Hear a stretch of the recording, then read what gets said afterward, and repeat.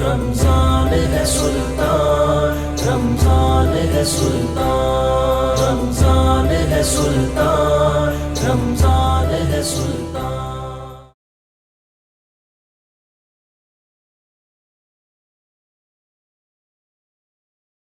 اعوذ باللہ من الشیطان الرجیم، بسم اللہ الرحمن الرحیم۔ اللہم صلی علی سیدنا و مولانا محمد معدن الجود والکرم، صلاۃ و سلام علیک یا سیدی یا رسول اللہ۔ روزانہ کی طرح ایک بار پھر پروگرام رمضان سلطان کے ساتھ ہم حاضر خدمت ہیں رمضان الکریم کی پرنور ساعتوں میں، اور اللہ کا بڑا کرم ہوا ہے، اللہ کا بڑا احسان ہے اہلیان لاہور پر خاص طور پہ، اور مضافات میں بھی میں یہ دیکھ رہا ہوں، یعنی جہاں تک ہماری معلومات ہے اور نہ جانے کہاں کہاں تک اللہ کی کرم نوازی سے انشاءاللہ یہ موسم ایسا ہی ہوگا۔ لیکن خاص طور پر میں ابھی جب اسٹوڈیو کی طرف آ رہا تھا تو بہت ہی خوبصورت موسم تھا، ہلکی ہلکی بوندا باندی اور ٹھنڈی ہوائیں چل رہی تھیں، یعنی یہ ہمارے لاہور کا تو یہ منظر ہے۔ اب مجھے نہیں پتہ کراچی میں کیا منظر ہوگا یا دیگر شہروں میں کیا صورتحال ہوگی، لیکن اہلیان لاہور پر ابر رحمت برس رہا ہے، اور ہماری تو خوشگمانی یہ ہے کہ یہ اللہ کی کرم نوازی ہے جو روزہ جس کثرت سے قرآن پاک پڑھا جا رہا ہے اور جس قدر تقوی کے ساتھ اللہ کی بارگاہ میں ہم اپنا روزہ لے کر حاضر ہیں، تو میرا یہ خیال ہے کہ یہ جو رحمت کی برسات ہے، یہ اس کی وجہ جو ہے وہ ہمارے یہی نیک اعمال ہیں۔ انسان کو خوشگمانی رکھنی چاہیے، اور خوشگمانی کے ساتھ ساتھ اپنے اعمال پر بھی توجہ دینی چاہیے۔ یعنی یہ جو اتنی پرنور ساعتوں میں ہم دیکھ رہے ہیں کہ روزہ ہے، نمازوں کے لیے لوگوں کی دوڑ لگی ہوئی ہے، قرآن کے حوالے سے بڑی کثرت ہو رہی ہے، زکوٰۃ و صدقات کی طرف لوگوں کا رجحان ہے، تو جب اس طرح کے اعمال ہوتے ہیں تو میں یہ سمجھتا ہوں کہ کریم پروردگار کی بارگاہ سے کرم ہی ہونا ہے۔ جہاں پہ برائیاں ہوں، جہاں پہ حقوق مارے جائیں، جہاں پہ خون اور فساد ہو، جہاں پہ تکلیف دی جائے، لوگوں کو پریشانی اور مصیبت کا باعث بنا جائے، وہاں یقیناً پھر پریشانیاں آتی ہیں، تنگ دستیاں آتی ہیں، تکالیف آتی۔ جہاں اللہ کی یاد ہوگی وہاں کرم ہوگا۔ تو میں دیکھ رہا تھا کہ اہلیان لاہور پر آج بادل برس رہے ہیں، اللہ کا بڑا شکر ہے، بڑا کرم ہے۔ اللہ یہ کرم ہم پر اسی طرح جاری و ساری رکھے۔ ہماری زندگی میں ہم جس طرح تقوی کی بات کر رہے ہیں، تو ہماری زندگی میں ناظرین محترم ایک چھوٹی مقصد یہ ہے کہ چھوٹی سی غلطیاں ایسی ہوتی ہیں، چھوٹی چھوٹی غلطیاں ایسی ہوتی ہیں جنہیں ہم غلطیاں نہیں سمجھتے، جنہیں ہم نہیں سمجھتے کہ اس سے بھی ہمارے اعمال پر کوئی برا اثر پڑ سکتا ہے۔ مثال کے طور پہ ہمارے کسی دوست نے ہمیں فون کیا اور اس نے کہا کہ یار تم فلاں جگہ کس ٹائم تک پہنچ رہے ہو؟ یار تم فکر نہیں کرو، میں 9 بجے انشاءاللہ وہاں ہوں گا۔ اس کے وہ 9 کا مطلب یہ ہوتا ہے کہ وہ 10:15 ساڑھے 10 بجے وہاں پہنچتا ہے۔ اچھا، ہمیں کوئی کال آتی ہے، مثال کے طور پہ فون آیا کہ بھائی آپ کتنی دیر میں آ رہے ہیں؟ میں نے فی البدیہہ فوراً سے کہہ دیا کہ جی ہاں 2 منٹ میں آ رہا ہوں، حالانکہ مجھے پتہ ہے کہ مجھے پہنچنے میں کم از کم 20 منٹ لگیں گے۔ ہم اللہ کے بندے یہ نہیں سوچتے کہ ہم نے جس سے 2 منٹ کا کہا ہے تو وہ پھر 2 منٹ ہی کا ذہن بناتا ہے کہ یار نہیں اب آ جائے گا 2 سے 3 منٹ، پھر وہی سوچتا ہے چلو 4-5 منٹ میں آ جائے گا، لیکن ہم تو وہاں پہ آدھے گھنٹے بعد پہنچ رہے ہوتے ہیں۔ تو یہ جو وقت ہے، یہ جو ٹائم گزر رہا ہوتا ہے، یہ اس کے لیے کتنی اذیت کا باعث ہوتا ہے۔ یہ ایک چھوٹا سا جھوٹ ہے ہماری زندگی کا جو ہم بارہا بولتے ہیں۔ ہم اپنے بچوں کو بڑی تربیت دیتے ہیں، بیٹا نماز پڑھا کرو، قرآن پڑھا کرو، لیکن اگر بیٹے کے ابو کے دوست اگر باہر دروازے پہ بیل بجائیں تو بیٹا اندر آ کے کہتا ہے کہ ابو وہ فلاں دوست آپ سے ملنے کے لیے آئے، آپ جھٹ اس کو کہتے ہیں کہ جا کے کہہ دو ابو گھر پہ نہیں ہے، یا ابو سو رہے ہیں، یا ابو کی طبیعت ٹھیک نہیں ہے۔ اس طرح کے جھوٹ بولے جاتے ہیں، گویا کہ ہم اپنے بچوں کو کیا دے رہے ہیں، ہم اپنے بچوں کی کیا تربیت کر رہے ہیں۔ یہ بھی ایک چھوٹا سا جھوٹ ہے جو ہماری سوسائٹی کا حصہ ہے۔ ہم مطلق اس پر غور نہیں کرتے، ہم اس برائی کو برائی سمجھتے ہی نہیں ہیں۔ اچھا، بڑے بڑے جھوٹ جو بولنا ہے وہ تو خیر ایک اپنی جگہ مسلم گناہ ہے، لیکن اس کے ساتھ ساتھ ہم چھوٹی چھوٹی ان برائیوں کو برائی نہیں سمجھتے۔ میں یہ سمجھتا ہوں کہ فی زمانہ آج ہم نے موضوع بھی یہی رکھا ہے کہ جھوٹ، اس کی تباہ کاریاں، یعنی جھوٹ بولنا اور پھر اس کے ہمارے معاشرے پر جو برے اثرات پڑتے ہیں، آیا کہ ہم اس پر سوچتے بھی ہیں کہ نہیں سوچتے؟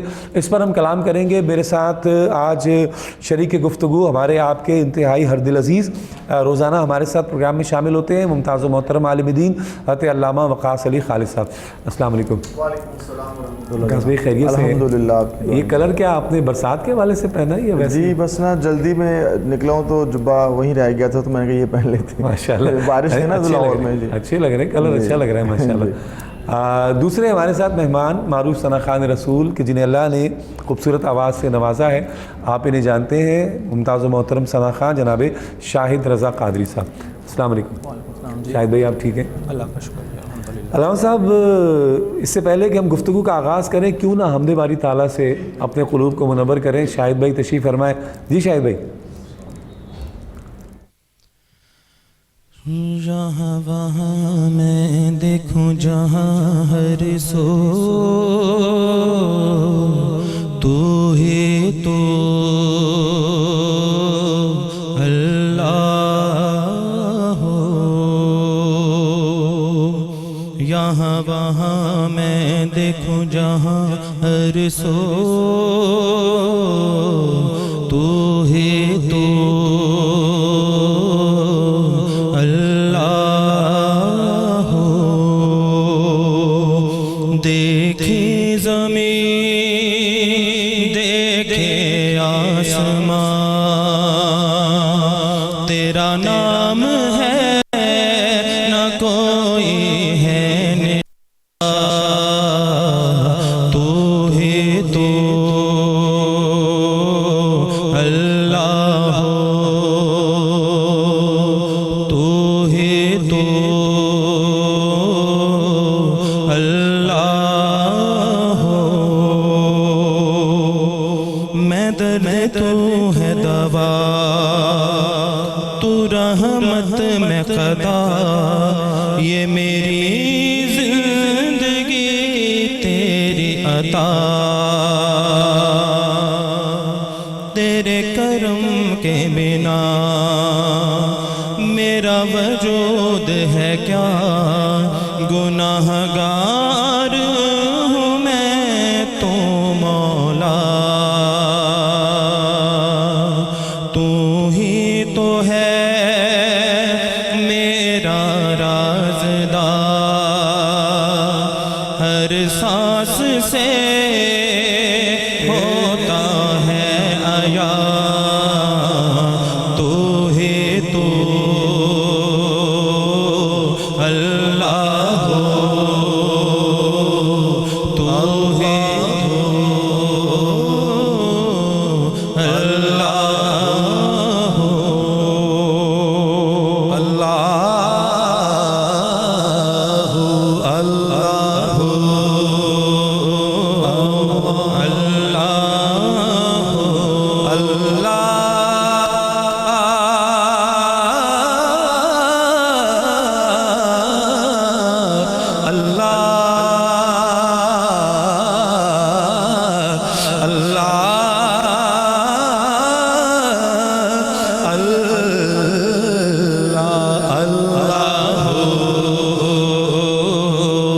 اللہ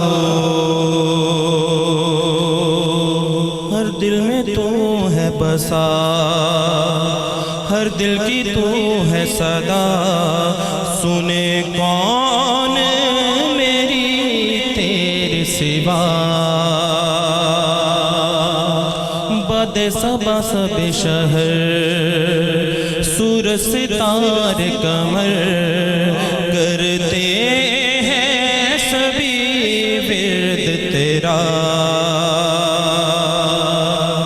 صحرا شجر موسم وادیاں دیتا ہوا کو جو آزادیاں تو ہی تو اللہ ہو. تو ہی تو اللہ ہو.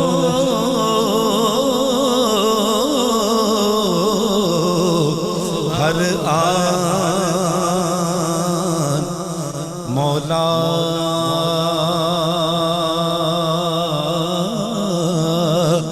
تو جو ہر آن نئی شان دکھا دیتا ہے دیدہ شوق کو حیران بنا دیتا ہے. تو جو ہر آن نئی شان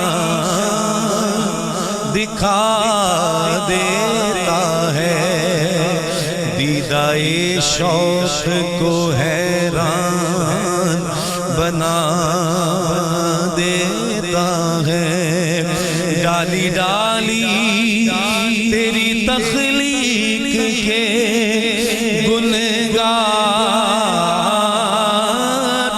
ہے، پتا پتا تیری قدرت کا پتا دیتا ہے۔ اللہ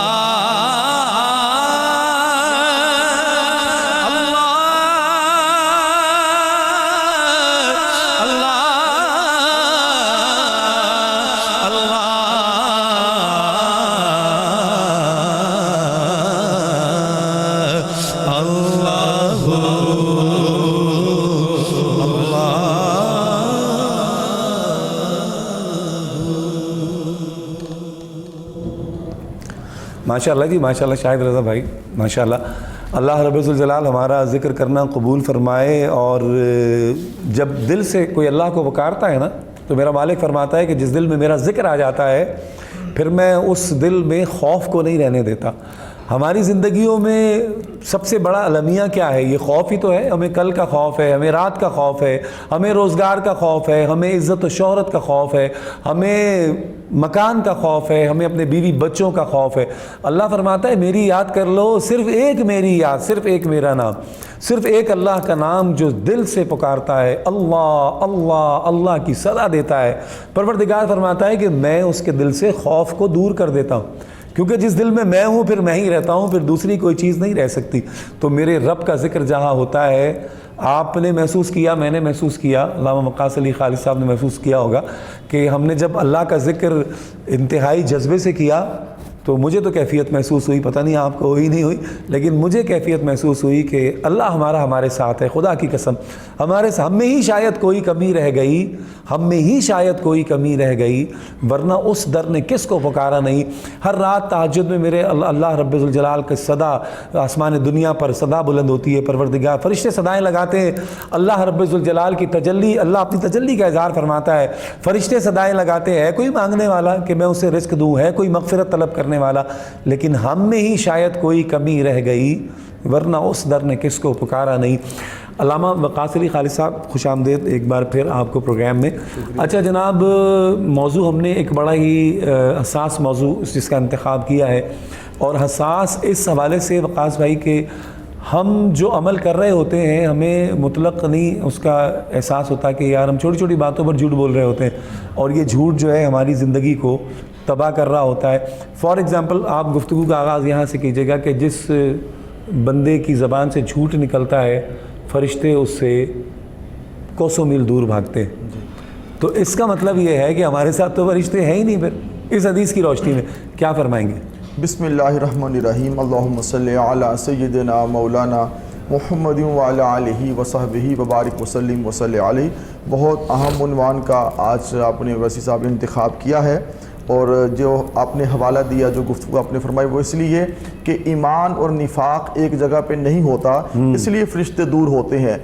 جب ایمان ہوگا فرشتے ساتھ ہوں گے، جب نفاق ہوگا فرشتے چلے جائیں گے۔ اور جھوٹ جو ہے یہ چاہے چھوٹا ہے چاہے بڑا ہے، یہ کبیرہ گناہوں میں شامل ہے، اور یہ بہت بڑا عیب ہے۔ آقا علیہ السلام نے ارشاد فرمایا، اور اس سے پہلے کہ جو ایمان ہے اس کی بنیاد صدق ہے، اور نفاق کی بنیاد جھوٹ ہے۔ آقا علیہ السلام نے ارشاد ارشاد فرمایا اذا حدثا کذبا، کہ منافقین کی علامتوں میں سے یہ علامت ہے کہ جب وہ بات کریں گے تو جھوٹ بولیں گے، اذا اؤتمن خانا، کہ جب ان کے پاس امانت رکھوائی جائے گی تو خیانت کریں گے، واذا وعد اخلفا، جب وہ وعدہ کریں گے تو وعدہ خلافی کریں گے۔ یہ تین ایسی علامتیں ہیں کہ جو منافقین جن میں ہیں وہ پکے منافق ہیں، جو وعدہ خلافی کرنے والے اور امانت دی جائے تو اس میں خیانت کرنے والے اور جھوٹ بولنے والے، اذا حدث کاذبا، بات بات پہ جھوٹ بولنا اور جھوٹ بولنے والے، ان کو منافقین کے بارے میں کہا گیا یہ منافقین کی علامت ہے۔ جب یہ منافقین کی علامت ہیں تو آپ میں جو ایمان ہے،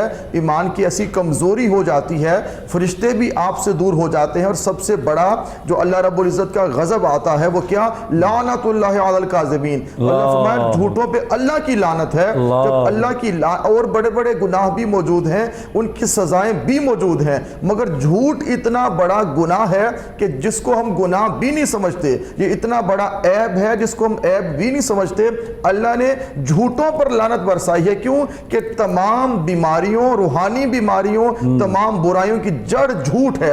جھوٹ بنیاد بنتی ہے ہر کام کو ختم کرنے کے لیے، ہر کام کو اس کا اختتام برا کرنے کے لیے، ہر جنگ میں ہونے کے لیے، ہر فساد کی جڑ جھوٹ ہے۔ تو اس لیے فرشتے بھی دور ہیں اور ایمان بھی جاتا رہا، ساتھ میں اللہ کی لعنت بھی، یہ ساری چیزیں جھوٹوں پر ہیں۔ کیوں؟ جھوٹ کی وجہ سے انسان کے گھر بھی تباہ ہوتے ہیں، انسان کا ایمان بھی تباہ ہوتا ہے، اور انسان کی اخلاقیات وہ بھی پارا پارا ہو جاتی ہیں۔ تو منافقین کی تین علامتوں میں سے جو ایک علامت ہے جھوٹ بولنا، تو جو جھوٹ بولتے ہیں اور پھر جھوٹ کو گناہ بھی نہیں سمجھتے، ہم بات بات پہ اور قدم قدم پہ جھوٹ بولتے ہیں، اور ہمارے ساتھ جب فرشتے نہیں رہیں گے وَإِنَّ عَلَيْكُمْ حافظین کرامن کاتبین یعلمون ما تفعلون، رب کائنات نے ہمارے پاس جو فرشتے رکھے ہیں ہمارے نگہبان، یعلمون ما تفعلون، ہم جو کچھ کرتے ہیں وہ جانتے ہیں، جو کچھ بھی ہم کرتے ہیں وہ جانتے ہیں۔ انسان یہ سمجھ رہا ہے کہ میں جھوٹ بول رہا ہوں، ہم نے شوکت بھائی پرابلم یہاں بنی کہ جھوٹ کو زندگی کا حصہ بنا لیا، جہاں ہماری زندگی کے اور چیزیں حصہ بنی۔ جھوٹ کو نا جھوٹ سمجھتے ہی نہیں ہیں، جب زندگی کا حصہ، میں 2 منٹ میں آ رہا ہوں، جی ایک عام جملہ ہے، رسمی جملہ ہے، میں 2 منٹ میں آ رہا ہوں، میں 2 منٹ میں آیا تو بھائی 2 منٹ میں تم کہاں آئے؟ تم تو پونے گھنٹے بعد آئے۔ پونے گھنٹے بعد ہے۔ دیکھیں جھوٹ کو یہ زندگی کا حصہ بن چکا ہے، اور اس کو ہم زندگی سے نکالنا بھی نہیں چاہتے، کیونکہ اللہ رب العزت کے فرمان کی روشنی میں، آقا علیہ السلام کے فرمان کی روشنی میں جھوٹ یہ تمام گناہوں کی جڑ ہے، بنیاد ہے۔ جب آپ کی بنیاد ہی غلط ہے، دنیا کی کوئی بھی عمارت جب اس کی بنیادیں مضبوط نہیں ہوتی، وہ کبھی بھی عمارت مضبوط نہیں ہوتی، دیر پا نہیں ہوتی، اس میں استقرار نہیں ہوتا۔ اور اس لیے جو جھوٹ، جتنے بھی اور گناہ آپ کرتے ہیں، بولتے تو جھوٹ ہے نا، کہ میں ابھی آیا، میں نے شراب نہیں پی، میں نے فلاں کام نہیں کیا، میں ایسے کر رہا ہوں، میں ویسے کر رہا ہوں، جھوٹ ہی بول رہے ہیں۔ اس لیے جو عمارت جھوٹ پہ کھڑی ہوگی، کم از کم ایمان کی عمارت جھوٹ پہ کھڑی نہیں ہو سکتی، ایمان کی عمارت کھڑی ہوگی صدق پہ۔ اس لیے صدق پہ ایمان کی عمارت کھڑی ہوگی تو انسان کی زندگی میں سکون بھی آئے گا، اطمینان بھی آئے گا، اور اللہ کی رحمتیں بھی اس کو نصیب ہوں گی۔ ہم اور گناہ تو چھوڑنا چاہتے ہیں، مگر ہماری بدقسمتی سوسائٹی کی، ہماری سب کی یہ ہے، ہم جھوٹ زندگی سے نہیں نکالنا چاہتے۔ جھوٹ کو زندگی میں اتنا پکا کر لیا، اتنا پختہ کر لیا کہ ہم جھوٹ کے بنا رہ نہیں رہے، اور ایسے چھوٹے چھوٹے کام جھوٹ نہ بھی بولیں تو ہمیں کچھ نہیں ہوگا۔ اگر ہم کہیں میں 20 منٹ کے اندر آ رہا ہوں تو آنے والا کیا کہے گا؟ جو سن رہے وہ کیا کہے گا کہ آپ نہ آئیں؟ وہ کہے گا ٹھیک ہے آپ تشریف لے آئیں۔ ہم ایسے بھی جھوٹ بولتے ہیں کہ جن کی ضرورت بھی نہیں ہوتی۔ آپ 20 منٹ کے اندر آئیں گے تو شوکت بھائی میں کہوں گا کہ میں 20 منٹ میں آ رہا ہوں تو آپ مجھے کیا کہہ لیں گے؟ ٹھیک ہے اٹس اوکے آپ آ جائیں۔ اگر میں کہوں گا میں 2 منٹ کے اندر آیا، میں آؤں گا 30 منٹ کے بعد، تو وہ جھوٹ بھی ہے، وہ گناہ بھی ہے، آپ بھی سمجھیں کہ یار اس کو تو ایٹیکیٹس بھی نہیں ہے۔ یہ بات بات پہ کم از کم جو بھی، اور ہمارے ہاں یہ چیزیں اتنی عام ہو چکی ہیں کہ جیسے آپ نے کہا کہ کوئی جو کہ باپ کا دوست ملنے آئے تو کہا جاتا ہے، کوئی بھی ملنے آئے کہ جو نا باپ گھر میں نہیں ہے، آپ نے تو جملہ بول دیا مگر آپ نے اپنی جان چھڑوا لی، ٹھیک ہے آپ گھر میں نہیں ہیں، مگر آپ کا بچہ جو ہے، اور آج کل کے بچے ان کو وہ درس سے نہیں سیکھتے، وہ گفتگو سے نہیں سیکھتے، وہ آپ کے عمل سے سیکھتے ہیں۔ جب اس بچے نے، 5-7 سال کے بچے نے دیکھا کہ میرا ابا بھی گھر کے اندر سویا ہوا ہے، بیٹھا ہوا ہے، میں بول رہا ہوں کہ وہ گھر میں نہیں ہے، تو آپ نے اس بچے کی ذہن سازی کیسی کی ہے؟ قوم کے اس بچے کا آپ نے ذہن کیسا تیار کیا ہے؟ جب آپ نے بچے کے سامنے جھوٹ بولا تو وہ بچہ بھی آپ کے آگے جھوٹ بولا۔ بولے گا. میں کلاس میں گیا, میں نے اچھا پڑھا ہے. اور ایسے بھی ہے کہ روزے کی حالت کے اندر بھی یہ بات دیکھنے میں آئی ہے کہ بچے پانی بھی پی رہے ہیں اور کہہ رہے ہیں ہم نے روزہ بھی رکھا ہوا ہے. ان کو بتایا جائے بھائی روزہ جو ہے اس کے جب آپ کی اتنی عمر ہوگی تب فرض ہوگا, ابھی آپ 5 6 7 سال کے ہیں تو رکھ رہے ہیں تو بڑی اچھی بات ہے, یہ تو آپ گناہ گار نہیں ہیں. جھوٹ نہ بولیں, اور جھوٹ جو نا زندگی کا حصہ بنے گا تو یہ منافقین کے, اور قرآن پاک میں رب کائنات نے جو سخت وعیدیں ہیں وہ منافقین کے لیے. اور اس سے بڑا کیا ہو سکتا ہے اللہ رب العزت کا جو کہ عذاب ہے, اللہ رب العزت کا فرمان کہ لعنت اللہ علی الکاذبین, جھوٹوں پہ لعنت. کیوں کہ جھوٹ سماج کو کھا جاتا ہے, گھروں کو کھا جاتا ہے, انسان کو کھا جاتا ہے, سوسائٹی کا بیڑا غرق کر دیتا ہے.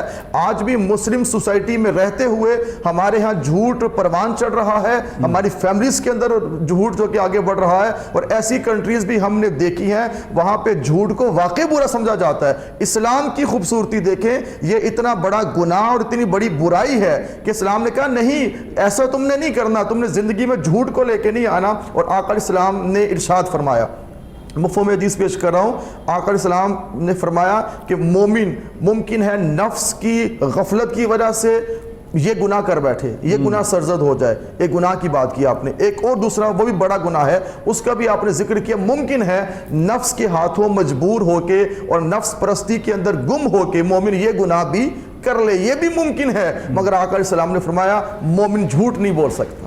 اللہ اکبر, مومن جھوٹ نہیں بول سکتا. اچھا, یہ گناہ تو ہو سکتے ہیں, یہ جھوٹ نہیں بول سکتا. اگر علامہ صاحب یہ حضور کے اس مفہوم کو ہی سامنے رکھا جائے جی کہ مومن جھوٹ نہیں بول سکتا, ایسے ہی ہے. اچھا یہ جو ہم نے چھوٹے سے جھوٹ جن کا ہے, جھوٹ تو خیر جھوٹ ہی ہے, وہ چوری 1 کی ہو یا 1 لاکھ کی ہو, عادت بن چکی کہ نہ بھی بولے تو ضرورت نہیں, وہ تو خیر ہے ہی اپنی جگہ مسلم ہے.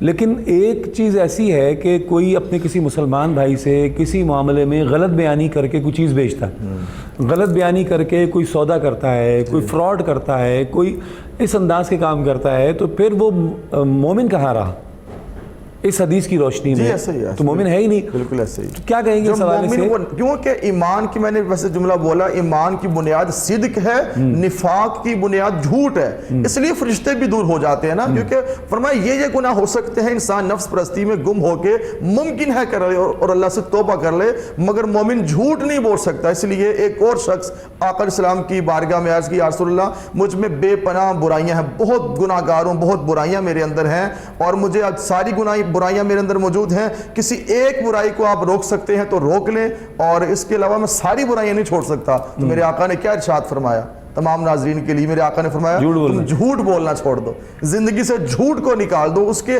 اثرات کیا مرتب ہوئے؟ اب اگر وہ شراب کو ہاتھ لگانے لگے ہیں تو سوچ رہے ہیں اگر آقا علیہ السلام کی صحبت میں جاؤں گا, حضور کے دربار پہ جاؤں گا, پوچھیں گے آقا علیہ السلام پوچھیں گے کہ بتاؤ کیسا دن گزرا, اور مجھے تو سچ بولنا پڑے گا, میں نے وعدہ کیا میں جھوٹ نہیں بولوں گا, تو میرے آقا کے دل پہ کیا گزرے گی؟ اگر برا فیل کرنے کا ارادہ ان کے دل میں خیال آیا تو آقا علیہ السلام کے پاس کل جاؤں گا, حضور پوچھیں گے تو میں کیا جواب دوں؟ جھوٹ بولنا پڑے گا, جبکہ میں نے تو وعدہ کیا ہے کہ میں جھوٹ نہیں بولوں, اور میرے آقا پہ کیا گزرے گی, اور جھوٹ تو میں نے بولنا نہیں ہے.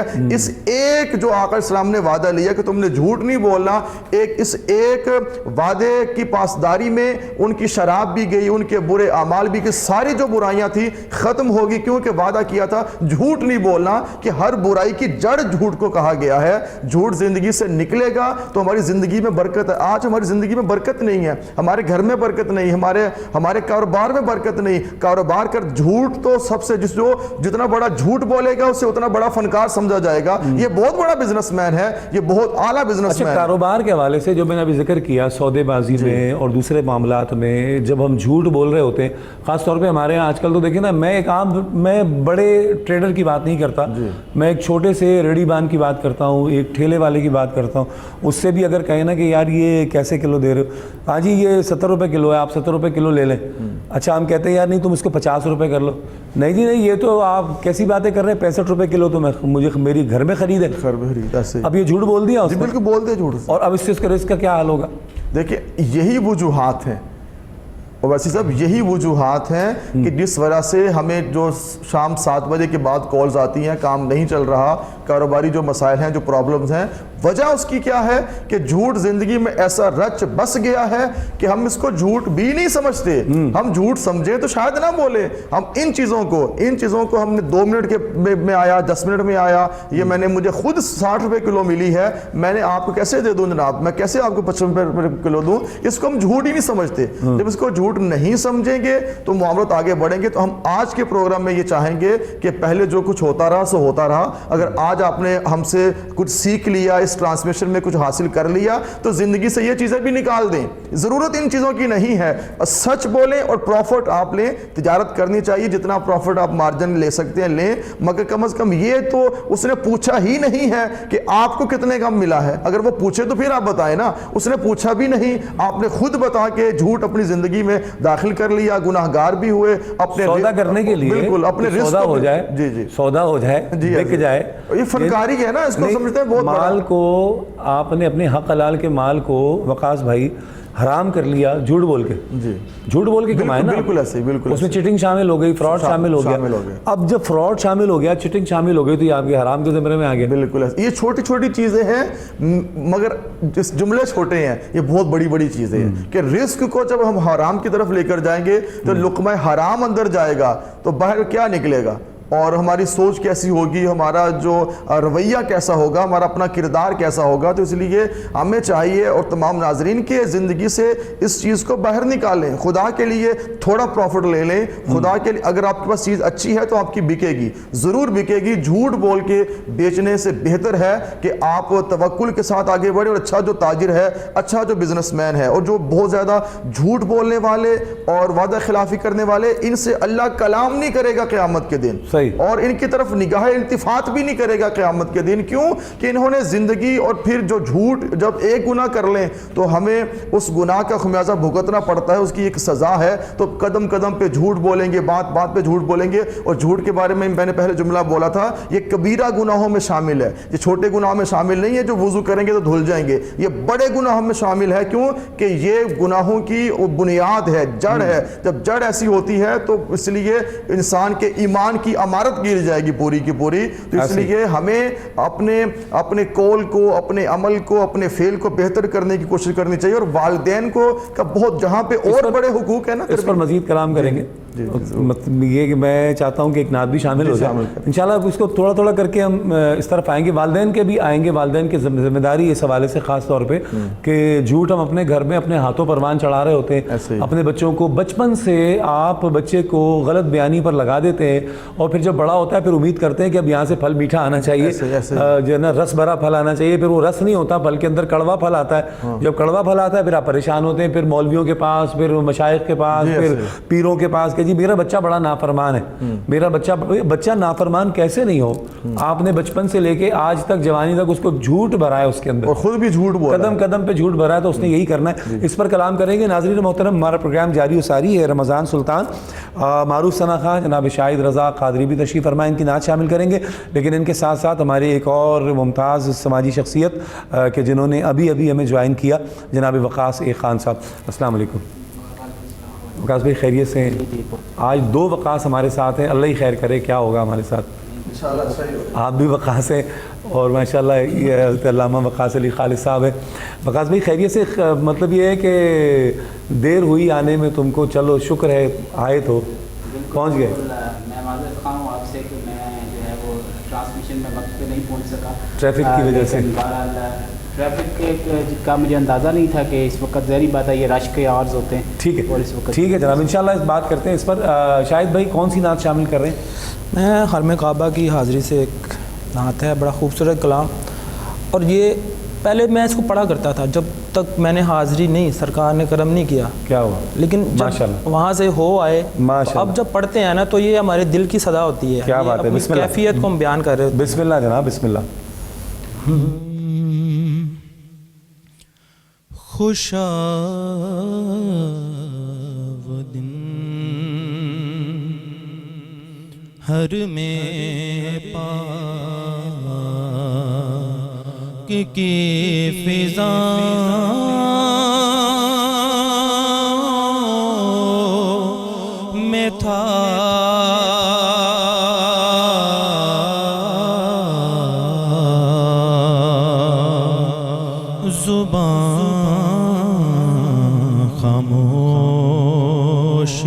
دل میں ہے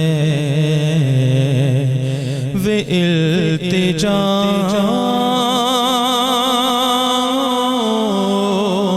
میں تھا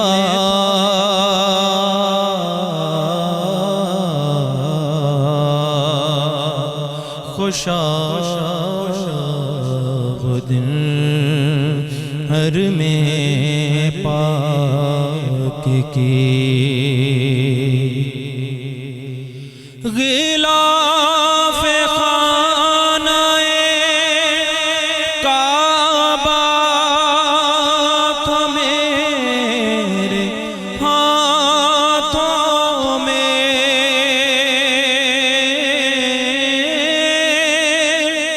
غلاف خانہ کعبہ تھا میرے ہاتھوں میں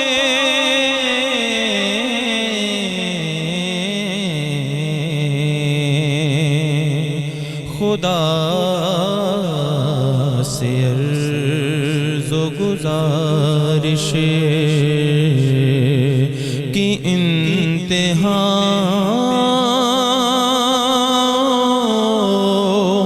میں تھا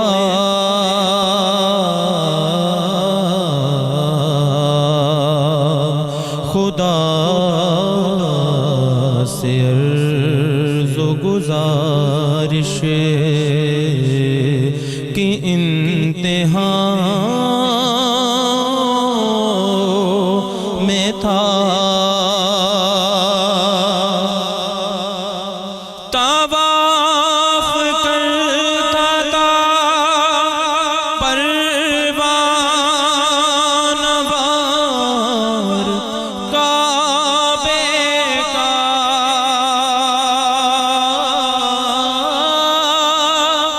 طواف کرتا تھا پروان وار کعبے کا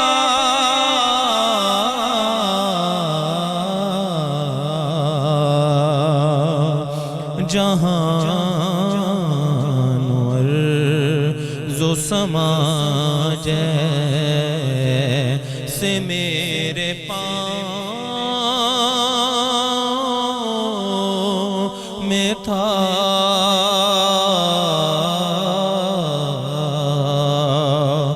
جہان عرض و سما جیسے میرے پاؤں میں تھا حتیم میں میرے سجدوں کی کیفیت تھی عجب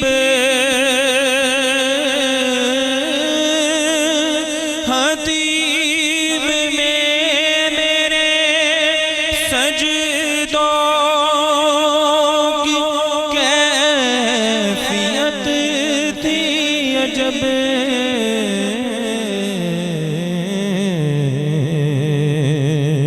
جبیں زمین پہ تھی ذہن کہکشاں میں تھا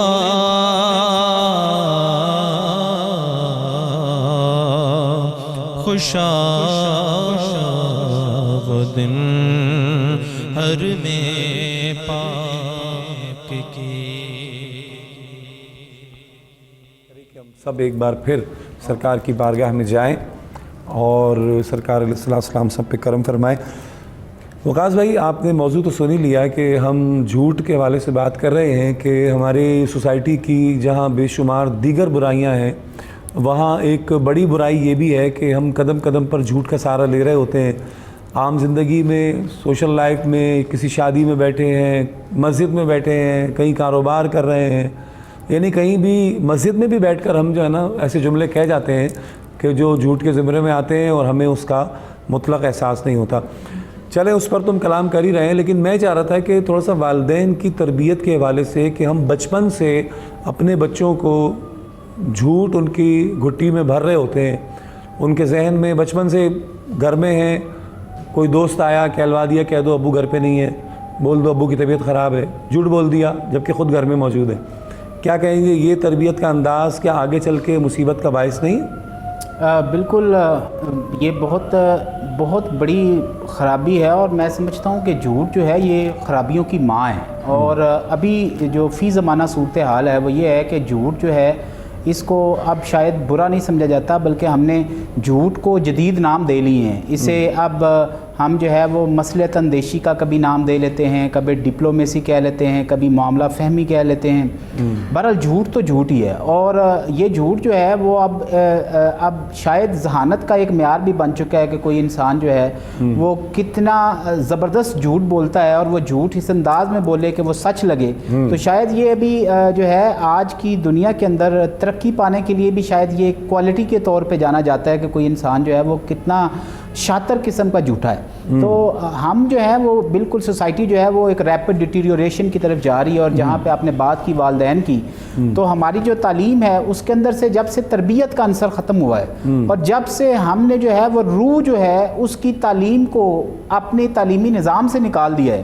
ہم جو ہے وہ جسم جو ہے انہیں تیار کر رہے ہیں، لیکن جو روح ہے، جو اصل جو ہے وہ ہماری مستقبل جو ہے، ہماری قوموں کا مستقبل جو ہے وہ ان کی روحوں کی تعمیر میں ہوتا ہے. تو یہ جو اس وقت جو صورتحال ہے وہ یہ ہے کہ آپ بالکل درست کہہ رہے ہیں کہ والدین کیا، استاد کیا، بزرگ کیا، ہمیں جھوٹ جو ہے اس کا ہر طرف دورہ نظر آتا ہے. اور اس سے بڑی پریشانی کی بات یہ ہے کہ ہم اس پہ نہ تو پشیمان ہیں اور نہ ہی پریشان ہیں. اور جھوٹ کے جو انداز ہیں وہ بدلے گئے ہیں. وہ آپ نے وہ شعر، وہ نیا رنگ نئے ساز بدلے گئے، اور میں اس کو جب مکمل کرتا ہوں تو میں کہتا ہوں کہ جھوٹ کے انداز جو ہیں وہ بدلے گئے ہیں. اور یہ جھوٹ جو ہے وہ صرف ہماری بچپن میں ہمارے نوجوانوں کے پاس نہیں، بلکہ ہماری قومی سیاسی زندگی سے لے کے ہماری معاشی زندگی، ہماری معاشرتی زندگی، ہماری خانگی زندگی یہ نظر آتا ہے.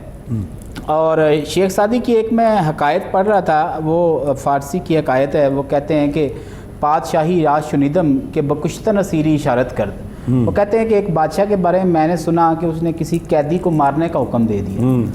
تو قیدی جو تھا وہ کسی اور ملک کا تھا، بادشاہ کسی اور ملک کا تھا. قیدی نے جب سنا کہ بادشاہ نے مجھے پھانسی کا حکم دیا ہے، تو قیدی کو غصہ آ گیا. اس نے بادشاہ کو گالیاں نکالنی شروع کر دیں اور بادشاہ کو برا بھلا کہنا شروع کر دیا.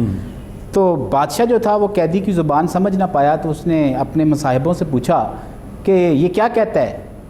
تو ایک جو مصاحب تھا بادشاہ کا وہ کھڑا ہوا، اس نے کہا بادشاہ سلامت، ہمی گوید والکاظمین الغیظ والعافین عن الناس. بادشاہ سلامت یہ قرآن پاک کی آیت اپنی زبان میں پڑھتا ہے، اور یہ کہتا ہے کہ بھئی اپنے غصے کو ضبط کرنے والے اور لوگوں کو معاف کر دینے والے بڑے اچھے لوگ ہوتے ہیں.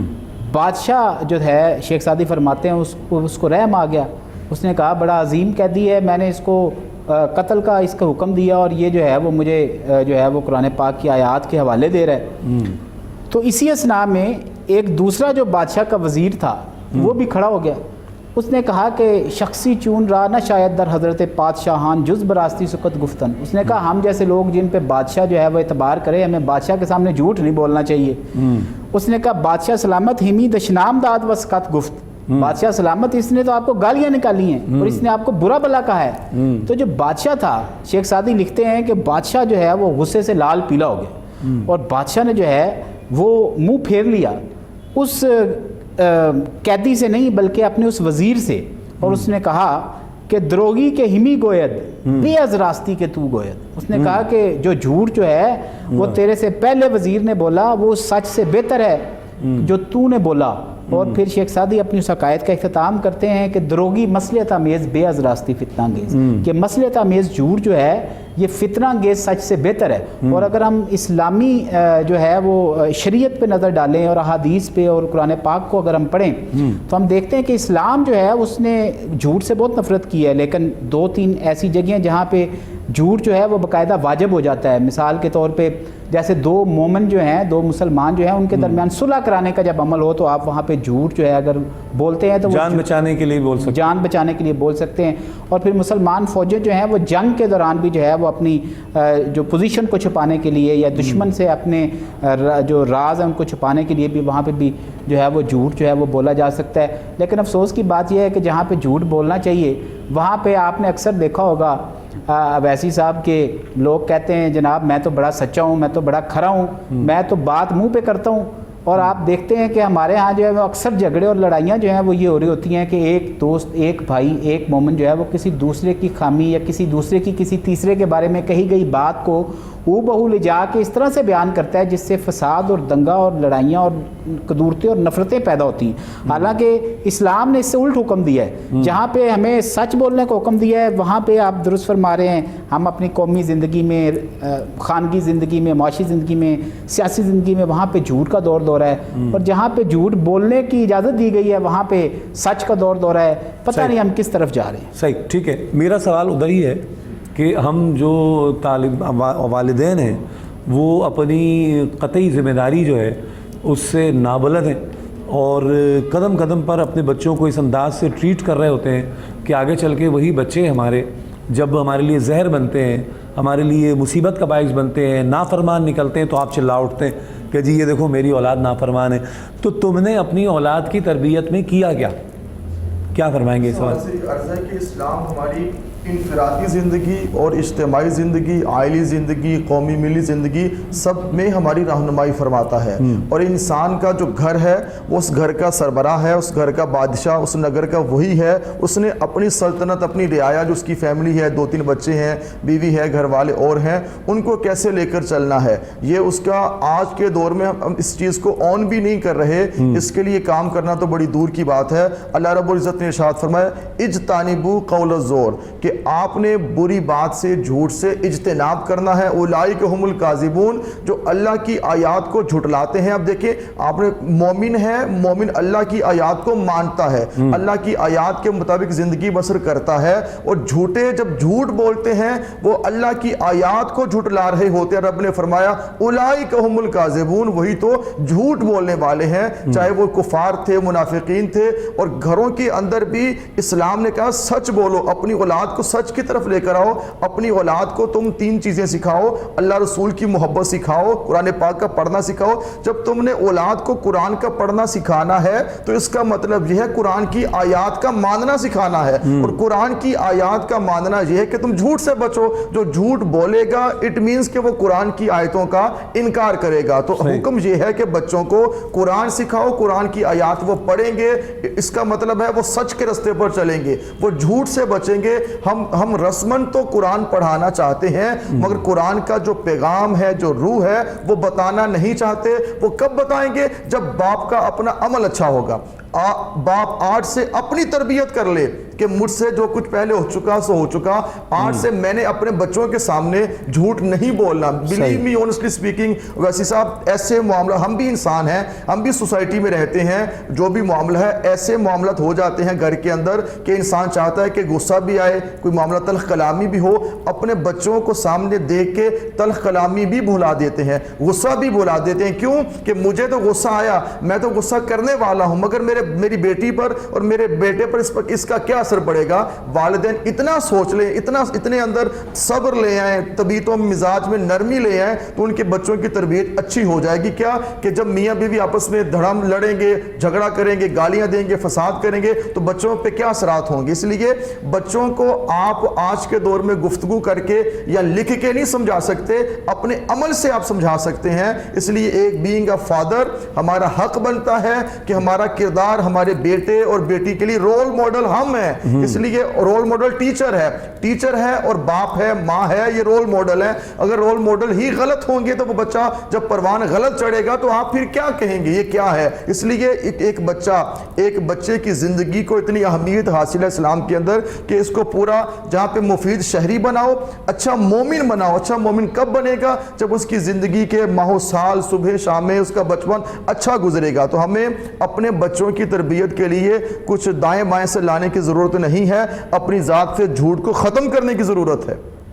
اپنی تربیت خود کرنے کی ضرورت ہے. اس لیے کبھی آپ جو کچھ مرضی ہو جائے, اگر آپ نے کسی کے پیسے بھی دینے ہوں تو کوئی پرابلم نہیں, اپنی بیٹی اور بیٹے کو کبھی بھی آپ نہ کہیں دروازے پہ جا کے کہ میرا ابو گھر میں نہیں ہے, پلیز نہ کہیں. آپ وقتی طور پہ تو آپ کی جان چھوٹ جائے گی, مگر زندگی بھر میں آپ کی جان پھنس جائے گی آپ کے بیٹے اور بیٹی کی تربیت کی صورت میں. اس لیے وقتی طور پہ نکلنے کی بجائے آپ کے جو باہر کے معاملات ہیں وہ باہر رکھیں, گھر کے اندر ایسا ماحول بنائیں, ایسا محبت والا ماحول بنائیں, انہیں پتا چلے کہ میرا باپ سچ بولنے والا, میری ماں سچ بولنے والی, میرا بھائی سچ بولنے والا اور سچ کا درس دینے والے ہیں, جھوٹ سے نفرت کرنے والے ہیں. جھوٹ سے نفرت نہیں کریں گے تو ہمارے بچے جو ہے پھر آپ وہی کہیں گے کہ آج یہ نافرمان ہو چکا ہے, ہماری بات بھی نہیں مانتا, بیوی کی بات مانتا ہے, پیسے بھی نہیں دیتا, ہمارا خیال بھی نہیں رکھتا. یہ رونے سے پہلے بہتر ہے بچپن میں آپ اپنے آپ کو تھام لیں اور بچوں کو تھام لیں. وہ کب ہوگا؟ جب آپ بچپن میں ان کی اچھی تربیت کر لیں گے تو وہ بڑے ہو کے آپ کے فرما بردار بھی بنیں گے.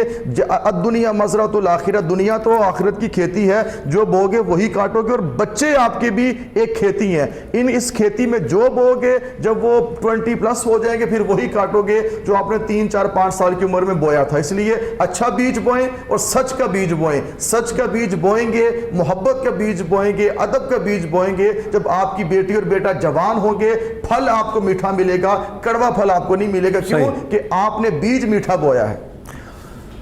وکاس بھائی, بابا فرید گنج شکر رحمۃ اللہ علیہ کی بارگاہ میں ایک بندہ آیا, اس نے کہا جی آپ میرے بچے کو, ایک عورت آئی, اس نے کہا جی میرے بچے کو آپ تعلیم فرمائیں کہ بھائی یہ شکر نہ کھائے. تو بابا صاحب نے اس کو کچھ نہیں کہا, خاموش ہو گئے. آپ نے کہا کل آنا.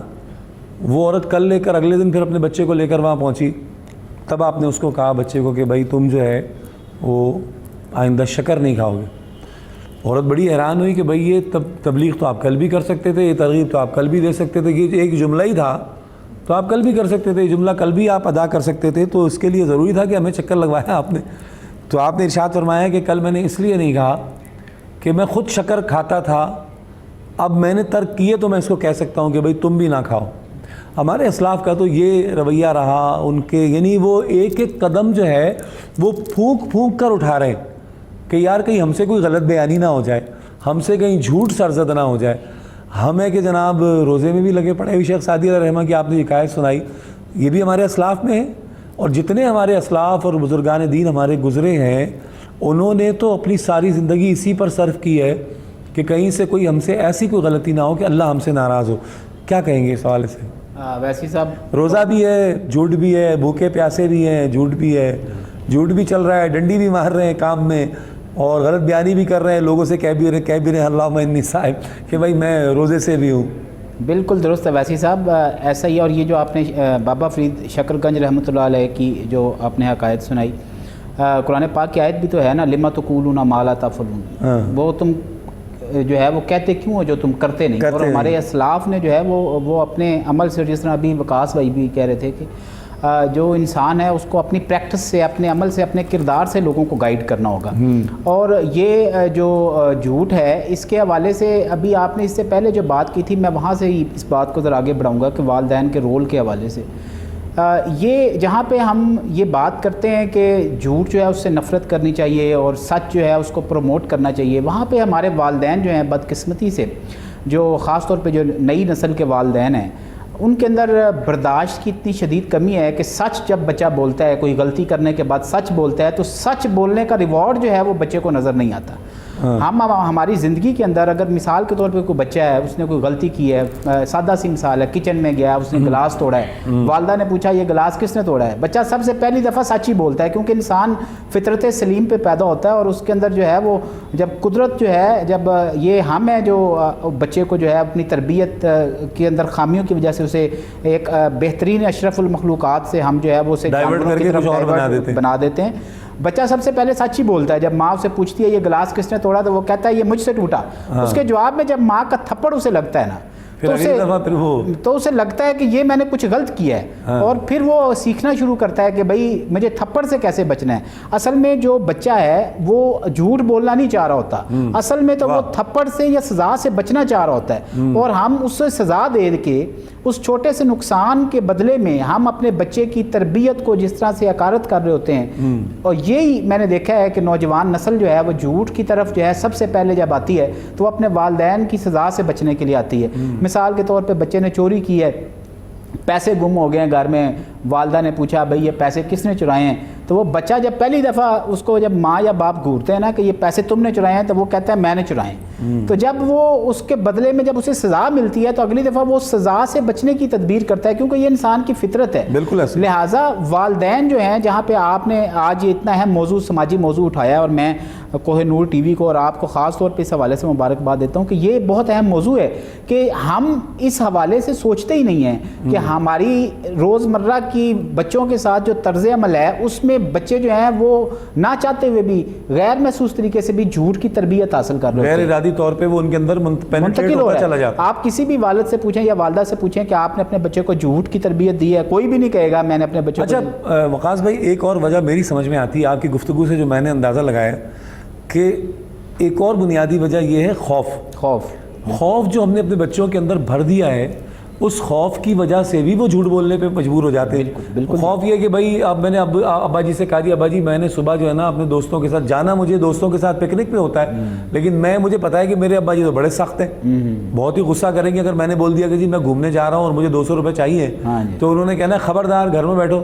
اب اگر میں یہ کہوں گا کہ جی صبح میری اسپیشل کلاس ہے اور سر نے مجھے الگ سے بلایا ہے، تو میرے ابا جی 200 تو کیا 300 روپے بھی دیں گے اور کہیں گے اچھا جی جاؤ بیٹا جاؤ، شاباش جلدی جاؤ۔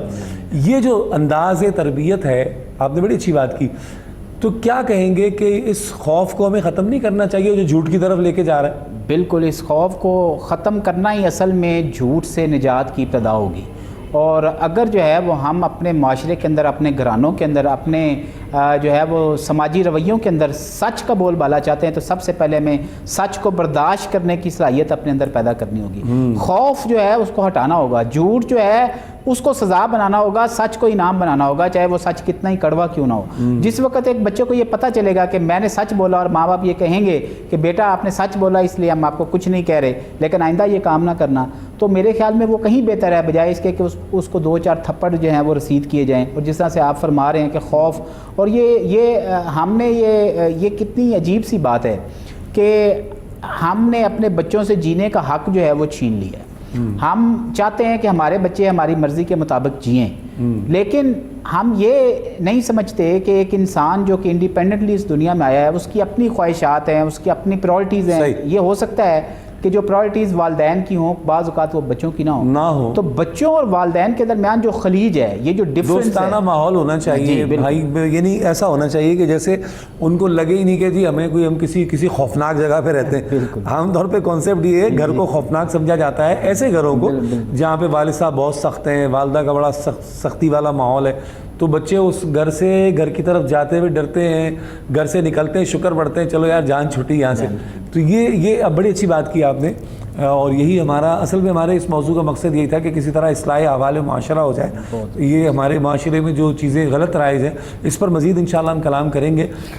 شاہد بھائی کلام کون سا سنا رہے ہیں؟ ماشاءاللہ خوبصورت کلام ہے جی، سماعت نظر آپ کی۔ تو کو جا من کو جا، تو کو جا من کو جا، تو کو جا من کو جا،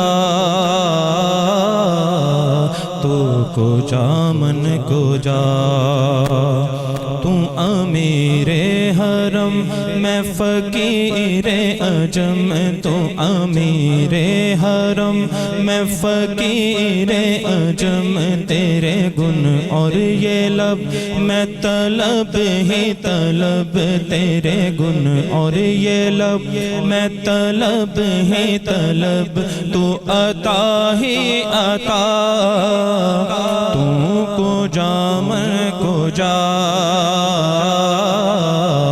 تو کو جا من کو جا، تو کو جا من کو جا تو کو جا من کو جا الہام ہے جامع تیرا الہام ہے جامع تیرا قرآن امام ہے تیرا قرآن امام ہے تیرا منبر تیرا عرش بری منبر تیرا عرش بری یا رحمت للعالمین تو کو جا من کو جا تو کو جا من کو جا یا مصطفیٰ خیر الورا یا مصطفیٰ خیر الورا تیرے جیا کوئی نہیں آقا تیرے جیا کوئی نہیں کس نو کعبہ تیرے جیا کس نو کعبہ تیرے جیا تیرے جیا کوئی نہیں تو کو جا من کو جا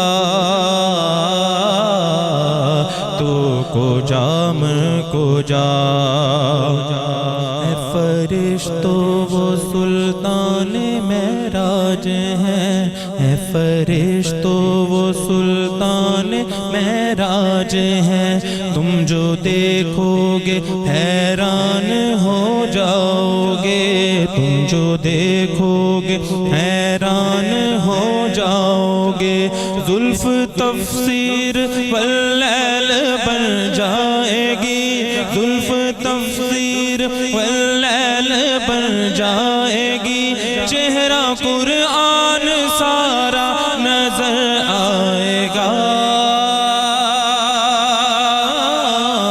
چہرہ نظر آئے گا چہرہ نظر آئے گا میرے آقا امام صف انبیاء میرے آقا امام صف انبیاء نام پر ان کے لازم ہے صلی اللہ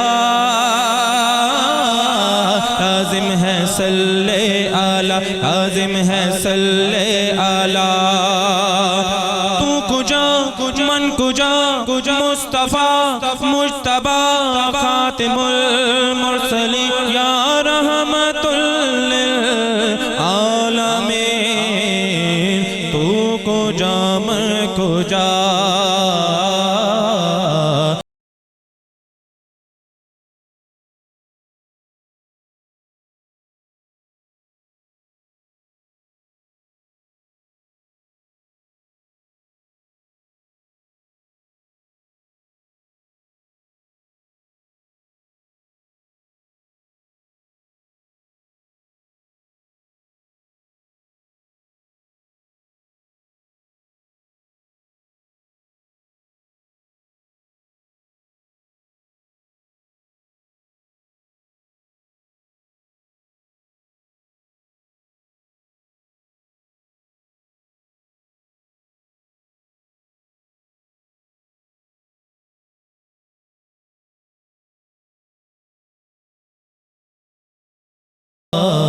تو کجا من کجا ماشاءاللہ ماشاءاللہ ناظرین محترم، رمضان الکریم کی پرنور ساعتوں میں رمضان سلطان پروگرام سے آپ خوبصورت نعتیں بھی ملاحظہ فرما رہے ہیں، سن رہے ہیں، سماعت کر رہے ہیں، دیکھ رہے ہیں، اور اس کے ساتھ ساتھ جو ہمارا آج کا ایک اہم موضوع ہے، آج اصلاح حوالے معاشرہ کے حوالے سے، ہماری سوسائٹی میں رائج برائیوں کے حوالے سے جھوٹ کی تباہ کاریاں، یعنی جھوٹ جو ہم بولتے ہیں قدم قدم پر، اس پر بڑی خوبصورت گفتگو وقاص خان صاحب نے بھی کی، علامہ وقاص علی خالد صاحب نے بھی کی، ایک مختصر سا وقفہ ہے، وقفے پر ہم جا رہے ہیں، انشاءاللہ آپ ہمارے ساتھ رہیے گا۔ کچھ ہی دیر میں افطار کے فوراً بعد پھر سے ہماری یہ ٹرانسمیشن کا سلسلہ جاری و ساری ہوتا ہے۔ آپ کے علم میں ہے کہ استخارہ پروگرام ہوتا ہے جس میں کہ آپ کی کالز بھی شامل ہوتی ہیں، آپ اپنے مسائل بتا رہے ہوتے ہیں، علماء قرآن و حدیث کی روشنی میں آپ کے لیے وظائف بھی تجویز کر رہے ہوتے ہیں۔ حاضر ہوتے ہیں ایک مختصر سے وقفے کے بعد۔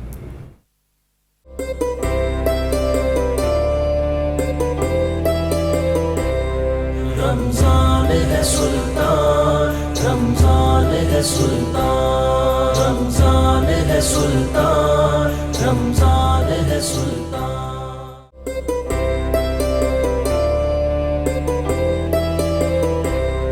رمضان ہے سلطان، رمضان ہے سلطان، رمضان ہے سلطان، رمضان ہے سلطان۔ خوش آمدید ناظرین کرام، پروگرام رمضان سلطان آپ ملاحظہ کر رہے ہیں اور وقت ہوا ہے ہمارا اب جامعہ برکات العلوم جانے کا، کہ جہاں سے آپ ہماری ٹرانسمیشن جو افطار سے جڑی ہوئی ٹرانسمیشن ہے ختیجہ ویلفیئر کلینک کے حوالے سے، وہ آپ انشاءاللہ وہاں پر جامعہ برکات العلوم میں ایک مختصر سی ہماری یہ ایک نشست ہوتی ہے۔ آئیے ہم آپ کو جامعہ برکات العلوم لیے چلتے ہیں۔ اس وقت رمضان سلطان پروگرام کوہ نور سے جامعہ برکات العلوم مغل پورہ لاہور سے براہ راست دیکھ رہے ہیں۔ میرے ساتھ اس وقت یہاں پہ نعت رسول مقبول صلی اللہ علیہ وسلم پیش کرنے کے لیے تشریف لائے ہوئے ہیں محمد فخر علوی صاحب، اور یہاں پہ موجود ہیں مہمان گرامی حد دل عزیز شخصیت محترم المقام جمیل احمد خان صاحب، اور ان کے ساتھ بیٹھے ہوئے ہیں الحاج محمد عمر قادری صاحب۔ میں تمام کا شکریہ ادا کرتا ہوں۔ سامعین و ناظرین، آج نعت رسول مقبول صلی اللہ علیہ وسلم پیش کرنے کے لیے ثنا خان تشریف فرما ہیں۔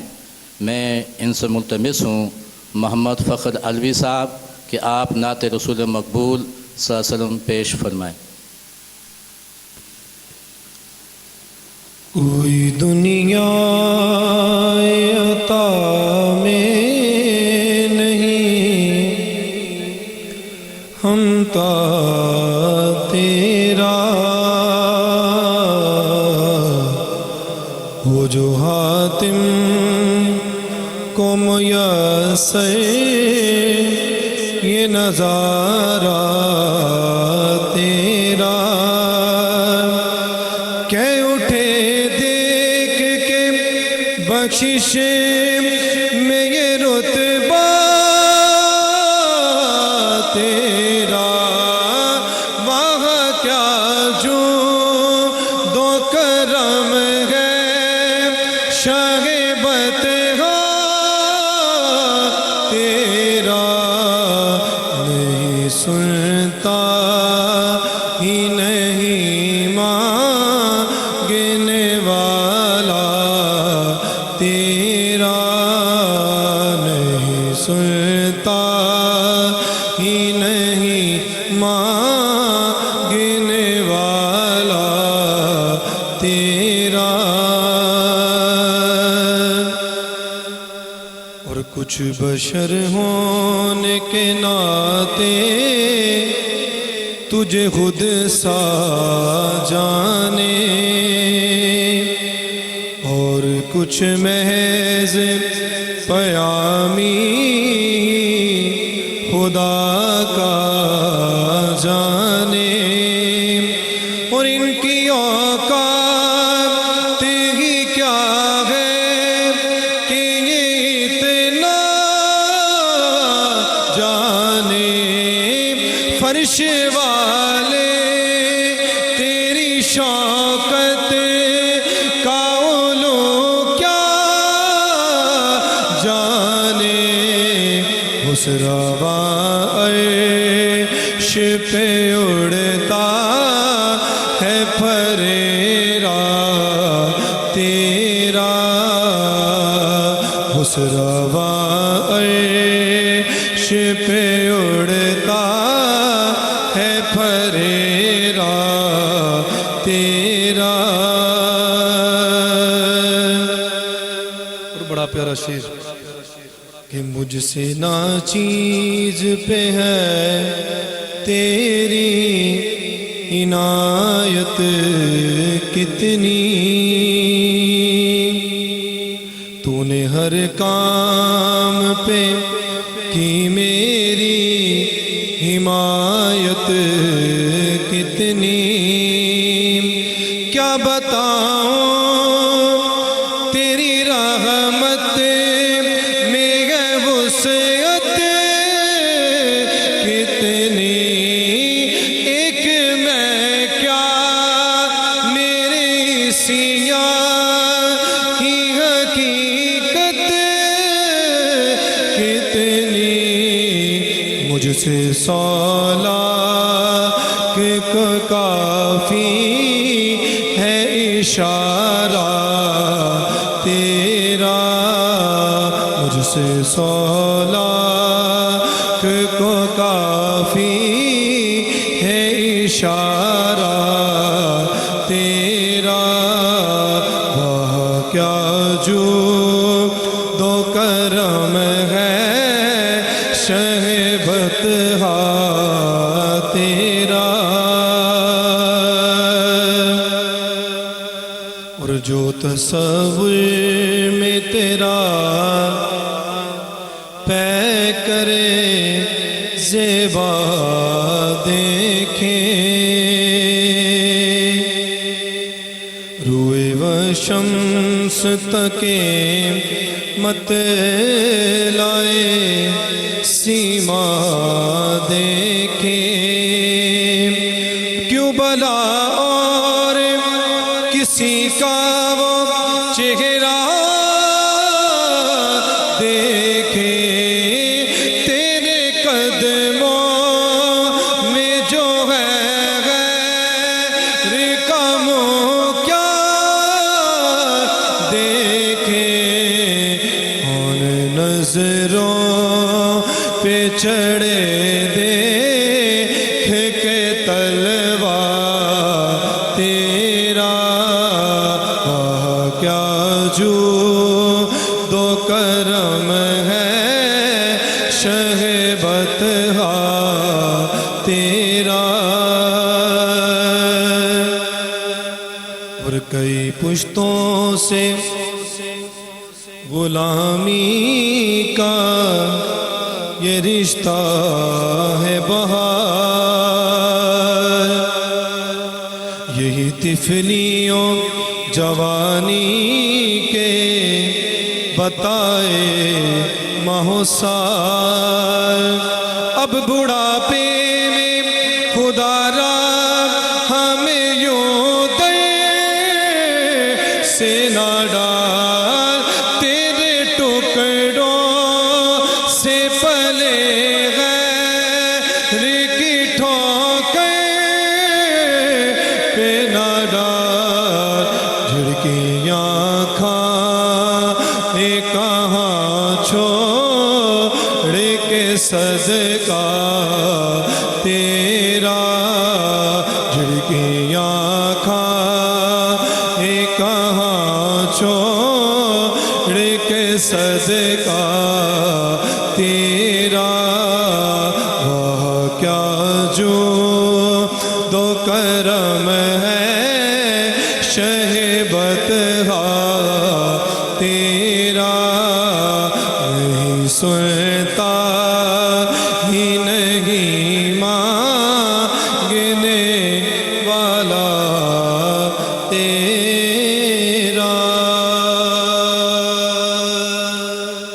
ماشاءاللہ، بہت ہی خوبصورت آواز میں کلام اعلیٰ حضرت پیش کر رہے تھے محمد فخر علوی صاحب، اللہ تعالیٰ آپ کو جزائے خیر عطا فرمائے۔ محترم سامعین و ناظرین، آج میں آپ احباب کے سامنے کچھ گزارشات کروں گا، ان میں یہ ہے کہ روزہ ہم سے تقاضا کن چیزوں کا کرتا ہے۔ یوں تو ہم روزہ رکھتے ہیں کہ صبح سے لے کر غروب آفتاب تک کھانے پینے اور خواہشات نفس سے رکے رہتے ہیں، لیکن اس کے ساتھ ساتھ تقاضا اور کس چیزوں کا ہے، جیسے کہ حدیث مبارکہ میں آتا ہے کم من صائم لیس من صیامہ الا الجوع والعطش، کتنے ہی روزے دار ایسے ہیں کہ ان کو روزے میں صرف پیاس اور بھوک کے سوا کچھ حاصل نہیں ہوتا۔ امام غزالی رحمۃ اللہ تعالی علیہ نے روزے دار کی 3 قسمیں بیان کی ہیں۔ فرمایا کہ ایک عام لوگوں کا روزہ ہے، ایک عام لوگوں کا روزہ، دوسرا خاص لوگوں کا روزہ، تیسرا اخص الخاص لوگوں کا روزہ۔ عام لوگوں کا روزہ کہ وہ کھانے پینے اور خواہشات نفس سے روکے رہتے ہیں، یہ عام لوگوں کا روزہ ہے۔ اور خاص لوگوں کا روزہ فرمایا کہ کھانے پینے خواہشات نفس کو پورا کرنے کے ساتھ پورا نہیں کرتے، بلکہ اس کے ساتھ ساتھ ان کی آنکھ کا، ان کی زبان کا، ان کے ہاتھ کا، پاؤں کا، غرضے کی جسم کے ہر اعضاء کا وہ روزہ رکھتے ہیں، منہیات کو ترک کر دیتے ہیں۔ اور تیسرے نمبر پہ فرمایا اخص الخاص لوگوں کا روزہ۔ فرمایا یہ وہ لوگ ہیں جو تمام منہیات کو چھوڑ دیتے ہیں اور تمام جو ان کو خیالات آتے ہیں ان کو بھی چھوڑ دیتے ہیں، صرف اور صرف رب تعالیٰ کی طرف وہ متوجہ الی اللہ رہتے ہیں کہ ہمہ وقت جیسے ان کو روزے کا خیال ہوتا ہے، اس کے ساتھ ساتھ وہ اللہ کی طرف بھی لگے ہوئے ہوتے ہیں، ذکر میں، فکر میں اور معاملات میں، باقی چیزوں سے کٹے ہوئے ہوتے ہیں۔ تو فرمایا ان 3 قسموں میں جس طرح کا جس شخص نے روزہ رکھا ہوگا اسی کے مطابق اس کو ثواب اللہ تعالیٰ عطا فرمائے گا۔ اگر عام ہے تو اسے عام ثواب ملے گا، اگر خاص ہے تو خاصوں کا ثواب ملے گا، اخص الخاص ہے تو فرمایا کہ اس کو سب سے زیادہ اللہ تعالیٰ اسے ثواب عطا فرمائے گا۔ اور اس میں جو یہ فرمایا کہ خاص لوگوں کا روزہ، کہ اس کے زبان کا بھی روزہ ہوتا ہے، آنکھ کا بھی روزہ ہوتا ہے، کان کا بھی روزہ ہوتا ہے، ہاتھ اور پاؤں کا بھی روزہ ہوتا ہے، غرضے کے جسم کے ہر اعضاء و جوارح وہ اللہ اور اس کی یاد میں لگے رہتے ہیں۔ تو ان میں سب سے پہلے ہم دیکھتے ہیں کہ آنکھ، امام غزالی علیہ رحمہ نے آگے لکھا کہ آنکھ یہ ایک ایسی چیز ہے جیسے کہ روایت میں آیا، فرمایا کہ آنکھ شیطان کے زہر آلودہ تیروں میں سے ایک تیر ہے، اور انسان جب اس سے بچتا ہے، بری نگاہ نہیں اٹھاتا، بری طرف دیکھتا نہیں ہے، فرمایا پھر یہ ایمان کی حلاوت جو ہے وہ پا لیتا ہے، ایمان کی مٹھاس پاتا ہے۔ اور اس میں ہم دیکھتے ہیں سب سے پہلے جو کام ہوتا ہے وہ انسان جب کسی چیز کو دیکھتا ہے، وہ اچھی ہو یا بری ہو، اس کا فوراً ریئیکشن اس کے دماغ میں چلا جاتا ہے۔ جب دماغ میں گیا، وہ تصویر اس کے سامنے آئی، اب فوراً دل میں چلا جاتا ہے۔ جب دل میں اس کا تصور آیا، اب اس کے اعضاء و جوارح اس کے لیے حرکت کرنا شروع ہو جاتے ہیں۔ اور اگر یہی کام یہ نیک اس نے کیا ہے کہ اس نے قرآن مجید فرقان حمید کو دیکھنا شروع کیا، حدیث مبارکہ کو دیکھنا شروع کیا ہے، اور باقی جو کتابیں نیک ہیں لکھی گئی ہیں اس میں سے اچھے اچھے واقعات، انبیاء صلی اللہ علیہ وسلم کے واقعات، صحابہ و صحابیات، اہل بیت اطہار کے واقعات ان کو پڑھتا ہے تو وہ اثر دماغ میں جائے گا، پھر دل میں اترے گا، تمام اعضاء و جوارح نیکی کی طرف مائل ہو جائیں گے۔ اور اگر معاذ اللہ یہی بری نگاہ اٹھے تو پھر اس کا انجام ہم جانتے ہیں، پھر کتنا برا عمل اور کتنی اس کی سزا ملے گی۔ اور دوسرا فرمایا کہ زبان کا بھی روزہ، کہ انسان زبان سے جھوٹ نہ بولے، गीबत ना करे, चुगली ना खाए, बहतान ना बांधे। और ये तमाम चीज़ें जो कुरान और हदीस में जिससे हमें रोका गया है, इन तमाम की बुनियाद ज़बान बनती है। और अगर इस ज़ुबान के साथ वो कुरान मजीद फुरकान हमीद की तिलावत करता है, वो इसके साथ दुरूद पाक पढ़ता है, वो इस ज़ुबान के साथ जो है वो बाकी ज़िक्र व अज़कार, इस्तिग़फ़ार और मसनून दुआएं पढ़ता है, तो उसके साथ साथ पूरे जिस्म पर उसका असर पड़ेगा। और इसमें एक हदीस में ये भी आया, फरमाया कि रोज़ा जो है वो 5 चीज़ों से उसकी नूरानियत ख़त्म हो जाती है। उसने फरमाया अल-किज़्बु वल-गीबतु वन-नमीमतु वल-यमीनुल काज़िब वन-नज़रु बिशहवतिन, कि 5 चीज़ों के साथ रोज़े की नूरानियत व अफादियत ख़त्म हो जाती है। पहला फरमाया झूठ, दूसरा फरमाया गीबत, तीसरा फरमाया कि चुगली करना, और चौथा फरमाया चुगली और झूठी कस्में खाना, और 5वां फरमाया कि शहावत के साथ गैर महरमा को देखना। अब इनमें से अगर बात की जाए तो हर एक अपना अलग मौजू है। झूठ के ऊपर, गीबत के ऊपर, चुगली के ऊपर और झूठी कस्में खाने के ऊपर, इसी तरह जो है बदनिगाही करना। लेकिन उनमें से मैं आपके सामने एक जो सबसे बदतरीन गुनाह है वो है गीबत। और ये एक ऐसा फेल है कि जो भी कोई हम देखते हैं, चाहे आम हों या ख़ास हों, वो इसमें जो हैं वो गिरफ़्तार रहते हैं, किसी न किसी तरह इस बुराई में मुब्तला रहते हैं। और रोज़े की हालत में अगर हमने देखना हो, वो हदीस मुबारका कि सरकार दो आलम सल्लल्लाहु अलैहि वसल्लम के ज़माने में 2 औरतों ने रोज़ा रखा हुआ था और उन्हें शिद्दत भूख और प्यास लगी, यहाँ तक कि वो रोज़ा तोड़ने वाली थीं। उन्होंने नबी करीम सल्लल्लाहु अलैहि वसल्लम के पैगाम भेजा, गुजारिश की कि हमें बहुत रोज़ा लगा है, बहुत प्यास और भूख लगी हुई है, आप हमें इजाज़त अगर अता फरमाएं, हम रोज़ा अफ्तार कर दें, तोड़ दें।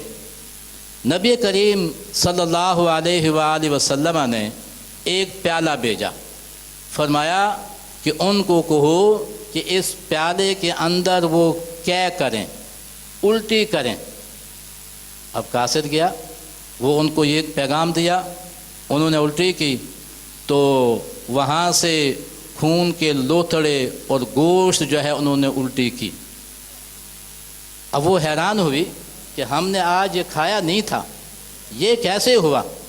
नबी करीम सल्लल्लाहु अलैहि वसल्लम के पास जब वो लेके आए, आपने इरशाद फरमाया कि उन्होंने हलाल चीज़ खाकर रोज़ा रखा हुआ था, लेकिन उन दोनों ने गीबत की है, और गीबत करने वाला ऐसा है गोया कि वो अपने मुद्दे बाई का गोश्त खाता है।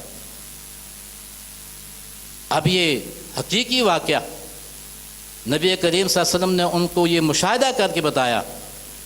और ये अगर हम रोज़ा भी रखते हैं, इसके साथ साथ गीबत को नहीं छोड़ते, फिर रोज़ा रखने का क्या फ़ायदा। इसलिए हमें ये चाहिए कि हम अपनी ज़ुबान पे कंट्रोल रखें।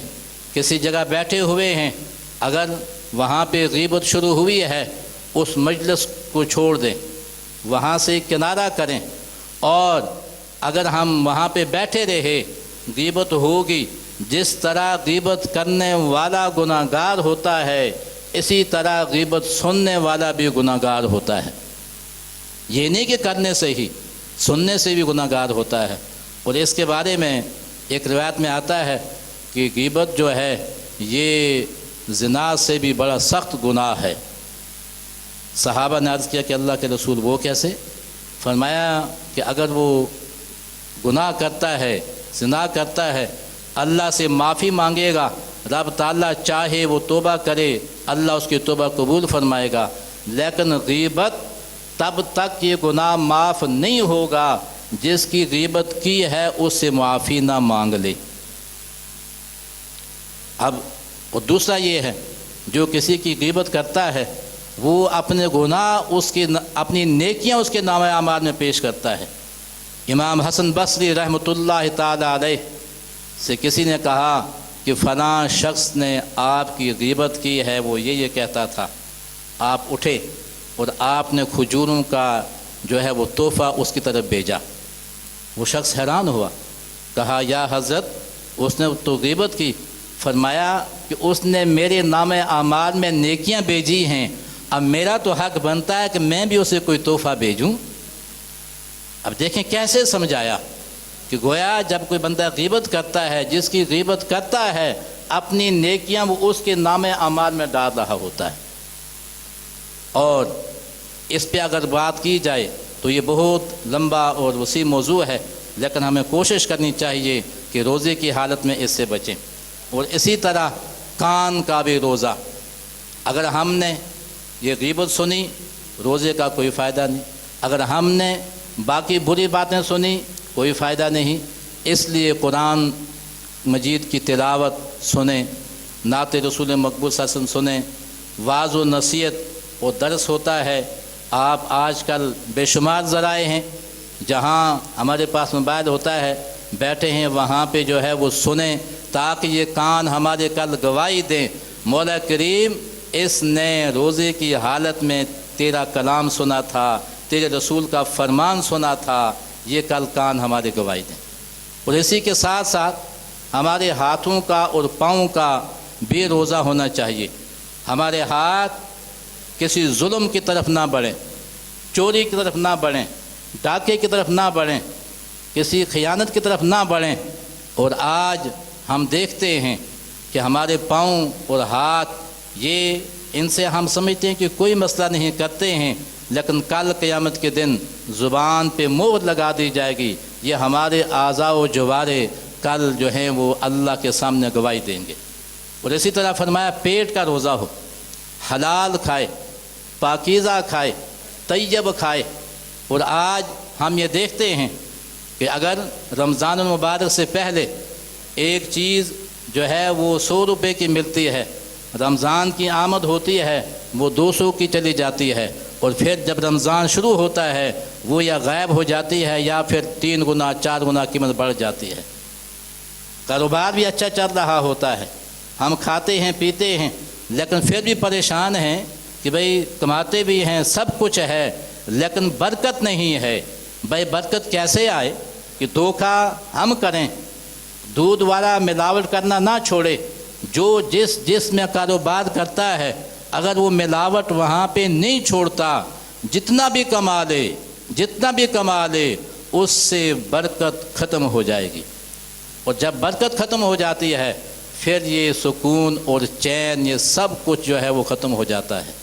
تو محترم سامعین و احباب، ان باتوں کو بیان کرنے کا مقصد یہ ہے کہ ہم جب صبح سے لے کر غروب آفتاب تک کھانے پینے اور خواہشات نفس کو پورا کرنے سے رکے رہتے ہیں، اس کے ساتھ ساتھ جو مختصراً میں نے آپ کے سامنے یہ باتیں بیان کی ہیں، ہمیں ان کی طرف بھی دھیان دینا چاہیے کہ ہماری زبان سچ بولے، اللہ کا ذکر کرے، اور اس کے ساتھ جو ہیں وہ ہم ذکر و اذکار، استغفار، دعائیں جو ہیں وہ ہم مانگیں۔ اگر ہم یہ نہیں کر سکتے تو پھر رمضان المبارک کے روزوں کا کیا فائدہ؟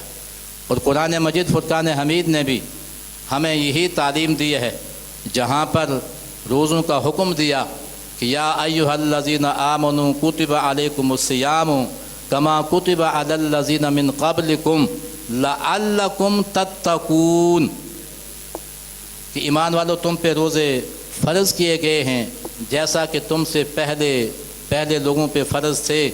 اب مقصد کیا ہے، اس کی غایت کیا ہے؟ فرمایا کہ تاکہ تم متقی و پرہیزگار بن جاؤ۔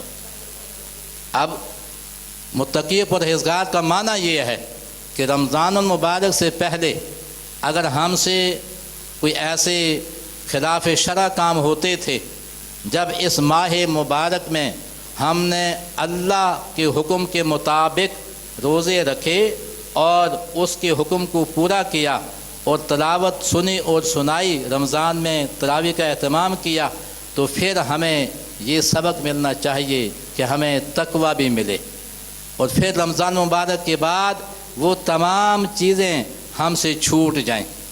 جیسے روایت میں آتا ہے کہ مقبول حج کی نشانی اور علامت یہ ہے کہ جب بندہ حج کرنے جائے تو حج کر کے آ جائے، اس میں سے ایک نشانی یہ ہے کہ جو وہ پہلے گناہ کرتا تھا اب وہ اس کے گناہ چھوٹ جائیں۔ باقی بھی ہیں، اس میں ایک علماء نے یہ لکھا کہ ایک اس کی یہ نشانی ہے جو پہلے گناہ کرتا تھا، جن گناہوں میں ملوث تھا، حج کے برکت سے وہ سارے کے سارے چھوٹ جائیں۔ جیسے کہ ہوتا ہے یہاں سے کہیں احباب جاتے ہیں، ان کی داڑھی نہیں ہوتی، جب واپس آتے ہیں تو منہ پہ سنت رسول سجی ہوتی ہے، تو یہ نشانی ہے۔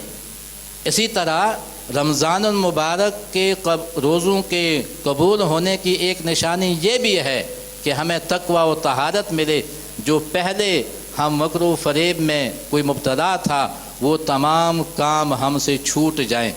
دعا ہے رب تعالی ہمیں ان باتوں پہ اول پیرا ہونے کی توفیق عطا فرمائے، اور محترم سامعین حضرات، افطار کا وقت قریب ہوا چاہتا ہے۔ یہاں خوش آمدید ناظرین کرام، جامعہ برکات العلوم سے آپ خصوصی ٹرانسمیشن ملاحظہ کر رہے تھے۔ لاہور اور اس کے مضافات میں کچھ ہی دیر بعد اذان مغرب کا وقت ہوا چاہتا ہے، اور انشاءاللہ افطار کے بعد، مغرب کی نماز کے بعد، ادائیگی کے بعد انشاءاللہ ہمارا پروگرام استخارہ آپ ملاحظہ کریں گے۔ تب تک کے لیے اجازت دیجیے۔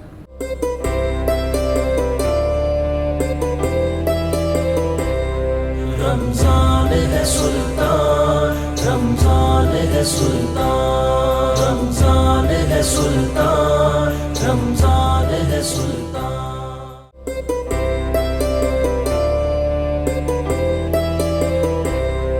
رمضان ہے سلطان، رمضان ہے سلطان، رمضان ہے سلطان، رمضان ہے سلطان۔ خوش آمدید ناظرین کرام، پروگرام رمضان سلطان کے ساتھ میں ہوں آپ کا میزبان شوکت اویسی، اور ماہ رمضان الکریم بڑی تیزی سے گزر رہے ہیں جناب۔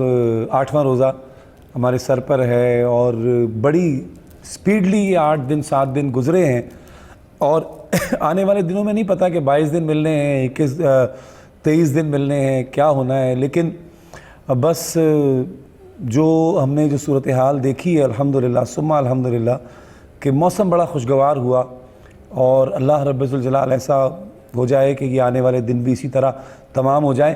استخارہ کا وقت ہے جناب۔ استخارہ ہمارا سیگمنٹ ہے، آپ کے علم میں ہے کہ وظائف کے حوالے سے آپ کی رہنمائی کی جاتی ہے۔ قرآن و حدیث کی روشنی میں ہمارے علماء کرام تشریف فرما ہوتے ہیں، آپ اپنے مسائل لائیو کال کے ذریعے ہمیں سناتے ہیں، اور آپ کی کالز ہم شامل کرتے ہیں پروگرام میں۔ کوئی مسئلہ روزی کے حوالے سے، کوئی گھریلو ناچاکی، بے برکتی، بچوں کی نافرمانی، کوئی مقدمات کا مسئلہ، اس انداز کے بے شمار مسائل جو ہیں ہماری زندگی میں درپیش ہیں۔ تو اگر کسی ایسے مسئلے سے آپ دوچار ہیں تو آپ ہمیں کال کیجئے، ہمارے پروگرام میں شامل ہو جائیے، لائیو کال کے ذریعے ہمیں جوائن کیجئے۔ آپ کا مسئلہ سننے کے بعد علماء کرام انشاءاللہ قرآن و حدیث کی روشنی میں آپ کی رہنمائی فرمائیں گے۔ آج ہمارے ساتھ ممتاز و محترم عالم دین کے جو ہمیشہ ہمارے ساتھ رہا کرتے ہیں پروگرام میں، تشریف فرما ہیں حضرت علامہ حفیظ اللہ سہروردی صاحب۔ السلام علیکم۔ علامہ صاحب خیریت سے؟ روزے اچھے گزر رہے ہیں ماشاءاللہ؟ بہت اچھے ماشاءاللہ۔ کیا بات ہے۔ دوسرے ہمارے جناب دوست جو کہ افطار ٹائم سے ہمارے ساتھ ہوتے ہیں اور بڑی شفیق اور محبت والی شخصیت ہیں، جناب حضرت علامہ وقاص علی خالد صاحب۔ السلام علیکم۔ وعلیکم السلام ورحمۃ اللہ جناب۔ علامہ صاحب خیریت سے ہیں؟ الحمدللہ جی، اللہ کا شکر۔ اچھا، یہ ساری مقصد یہ ہے کہ مختلف انداز کی باتیں اس لیے بھی کرنی پڑتی ہے کہ جو آنے والے جو سیگمنٹ میں بعض اوقات ایسا ہوتا ہے کہ افطار والے لوگ استخارہ میں نہیں ہوتے، استخارہ والے جناب وہ افطار میں نہیں ہوتے۔ جی ایسے ہی ایسے۔ علامہ صاحب اور سنائیے، سب خیریت ہے؟ جی ٹھیک ٹھاک ہیں؟ بالکل ٹھیک ہے الحمدللہ۔ کوئی ایسا ماشاءاللہ آپ کا میں دیکھتا ہوں بتانے کا انداز، مجھے ایسا لگتا ہے کہ آپ کی بڑی ریسرچ ہے وظائف کے حوالے سے، تو ظاہر ہے آپ کے وہ روزانہ کے معمولات میں بھی چیزیں شامل ہوتی ہوں گی، تو رمضان میں کوئی خاص تسبیح یا کوئی ایسا خاص عمل کہ جس سے جناب دگنی چگنی برکتیں حاصل ہو جائیں اور زندگی میں بے برکتی ختم ہو جائے، کرم شامل ہو جائے؟ اصل میں بات یہ ہے کہ شاید میں سمجھتا ہوں کہ میری اتنی ریسرچ تو نہ ہو، لیکن چونکہ میری جد، میرے آبا و اجداد سارے ہی جو ہیں وہ بزرگ ہیں. کیا بات؟ مطلب ہے کہ میرے پردادا جی کا جڑاں والا آستانہ ہمارا جو ہے وہ ایک نام ہے تحصیل جڑاں والا میں. واہ. اور وہ اس وقت کے اپنے دور کے آج 100 سال پہلے، 100 سال تو ان کے وصال کو ہو گیا. انگریز کے دور میں اس وقت ہمارا جو بزرگوں کا مدرسہ تھا 200 طالب علم ان کے پاس پڑھتا تھا. وہ شیخ الحدیث بھی تھے، مفتی بھی تھے. یعنی فیملی میں آپ کے جو ہے یہ سلسلہ؟ ہمارا سلسلہ، ہمارا مطلب ہے کہ فیملی بھی پڑھی لکھی ہے، لیکن سارے آبا و اجداد جو ہیں، میرے والد صاحب گدی نشین تھے، ان سے پہلے میرے دادا جی گدی نشین تھے. مطلب کہیں نہ کہیں آپ کا ٹچ رہا ہے، جب بھی آپ کے انداز میں، آپ کے لہجے میں وہ چیزیں نظر آ رہی ہوتی ہیں. نہیں، میں اس لیے یہ سمجھتا ہوں کہ مجھے سب کچھ ان کی طرف سے عطا شدہ ہے. ماشاءاللہ. ایک کالر کو شامل کرتے ہیں جناب. السلام علیکم. وعلیکم السلام. جناب کون اور کہاں سے ہمارے ساتھ ہیں؟ جی السلام علیکم. وعلیکم السلام. میرے بھائی کون صاحب بول رہے ہیں؟ اعجاز علی ٹنڈولیا سے. اچھا ماشاءاللہ. کیا سوال کریں گے؟ سوال یہ جو بھی میں کام سوچتا ہوں وہ ہوتا نہیں ہے، وہ بے برکتی بھی بہت ہے، جو آمدنی ہوتی ہے اس کا کچھ پتہ نہیں چلتا ہے. بے برکتی ہے؟ جی ہاں. ٹھیک ہے، ٹھیک ہے میرے بھائی. گھر کے اندر پریشانی بہت ہے جی. ٹھیک ہے، ٹھیک ہے، بالکل بتاتے ہیں آپ کو. علامہ صاحب کیا فرمائیں گے؟ دیکھیں، بے برکتی جو ہوتی ہے نا انسان کی، ہوتی تو بیسیکلی اپنے اعمال کی ایک شامت ہوتی ہے انسان کے اوپر، کہ ہمارے عمل ایسے ہیں کہ جس کی وجہ سے ہم جس انداز میں ہم نے عمل کرنا ہے وہ کر نہیں رہے ہیں. بالفرض نماز ہے، روزہ ہے، ہماری اپنی غفلت اور کوتاہیوں کی وجہ سے ہی یہ سسٹم چلتے ہیں. لیکن اس کا ازالہ بھی ہے کہ اگر ہم کہیں کہ یہ ایسا سسٹم چلے، ایسا نہیں چلتا. اگر آپ تھوڑا سا کوشش کریں اللہ اور اللہ کے رسول کو راضی کرنے کے لیے، کم از کم فرائض کی پابندی کر لیں اور اپنے حقوق العباد پورے کریں. ایک حقوق العباد میں بھی جہاں ہم حقوق اللہ ادا کرتے ہیں، حقوق العباد کی طرف ہمیں بہت ترجیح دینی چاہیے، بلکہ ترجیح بنیادوں پر ہمیں ان کو کرنا چاہیے. تو میں اپنے بھائی سے گزارش کروں گا کہ سورت فتح جو ہے یہ صرف 11 دن آپ پڑھیں. اچھا. نماز ظہر کے بعد سورت فتح 26ویں پارے میں سورت محمد کے بعد ہے. صحیح. صرف 11 دن پڑھ لیں اور فرائض کی پابندی کریں. ہمارا کوئی وظیفہ عمل ایسا نہیں ہے جو فرائض کے بغیر اگر کوئی کہے کہ وہ چلے گا وہ نہیں چلے گا، کیونکہ ہم قرآن و سنت کی روشنی میں بتا رہے ہیں. تو 11 دن سورت فتح پڑھیں، انشاءاللہ یہ جو بے برکتی بتا رہے ہیں وہ ختم ہو جائے گی. ٹھیک ہے، ایک کالر کو شامل کرتے ہیں. السلام علیکم. وعلیکم السلام. جی میری بہن. بھائی میرا بیٹا ہے، میں نے اس کے بارے میں پوچھنا ہے. اس کا نام محمد احمد ہے، اس کی ماما کا نام بلقیس فاطمہ ہے. اس کو چھاتی میں بہت زیادہ درد ہے. 4 سال سے اس کو ڈسٹ الرجی ہے، اور جب گندم کی کٹائی کا موسم آتا ہے نا تب اس کو چھاتی میں بہت زیادہ درد ہوتی ہے. دوائیں لے کے تھک چکے ہیں، ڈاکٹروں کے پاس جا کے ہم لوگ تھک چکے ہیں، کوئی دوائی اثر نہیں کرتی. پرہیز بھی اتنا زیادہ کرتا ہے، اندر کمرے میں بند ہو کے پردے وغیرہ کر کے ہمیشہ لیٹا رہتا ہے. تو پھر بھی آرام نہیں آ رہا. اس کو سانس میں بھی مسئلہ ہے اور کھانسی بھی آ رہی. عمر کتنی ہے بچے کی؟ عمر اس کی 24 سال ہے. وہ 4 سال ہو گئے یہ تکلیف ہے. ہر سال اس کو بہت زیادہ تکلیف ہوتی ہے. چھاتی میں سمجھ نہیں آتی.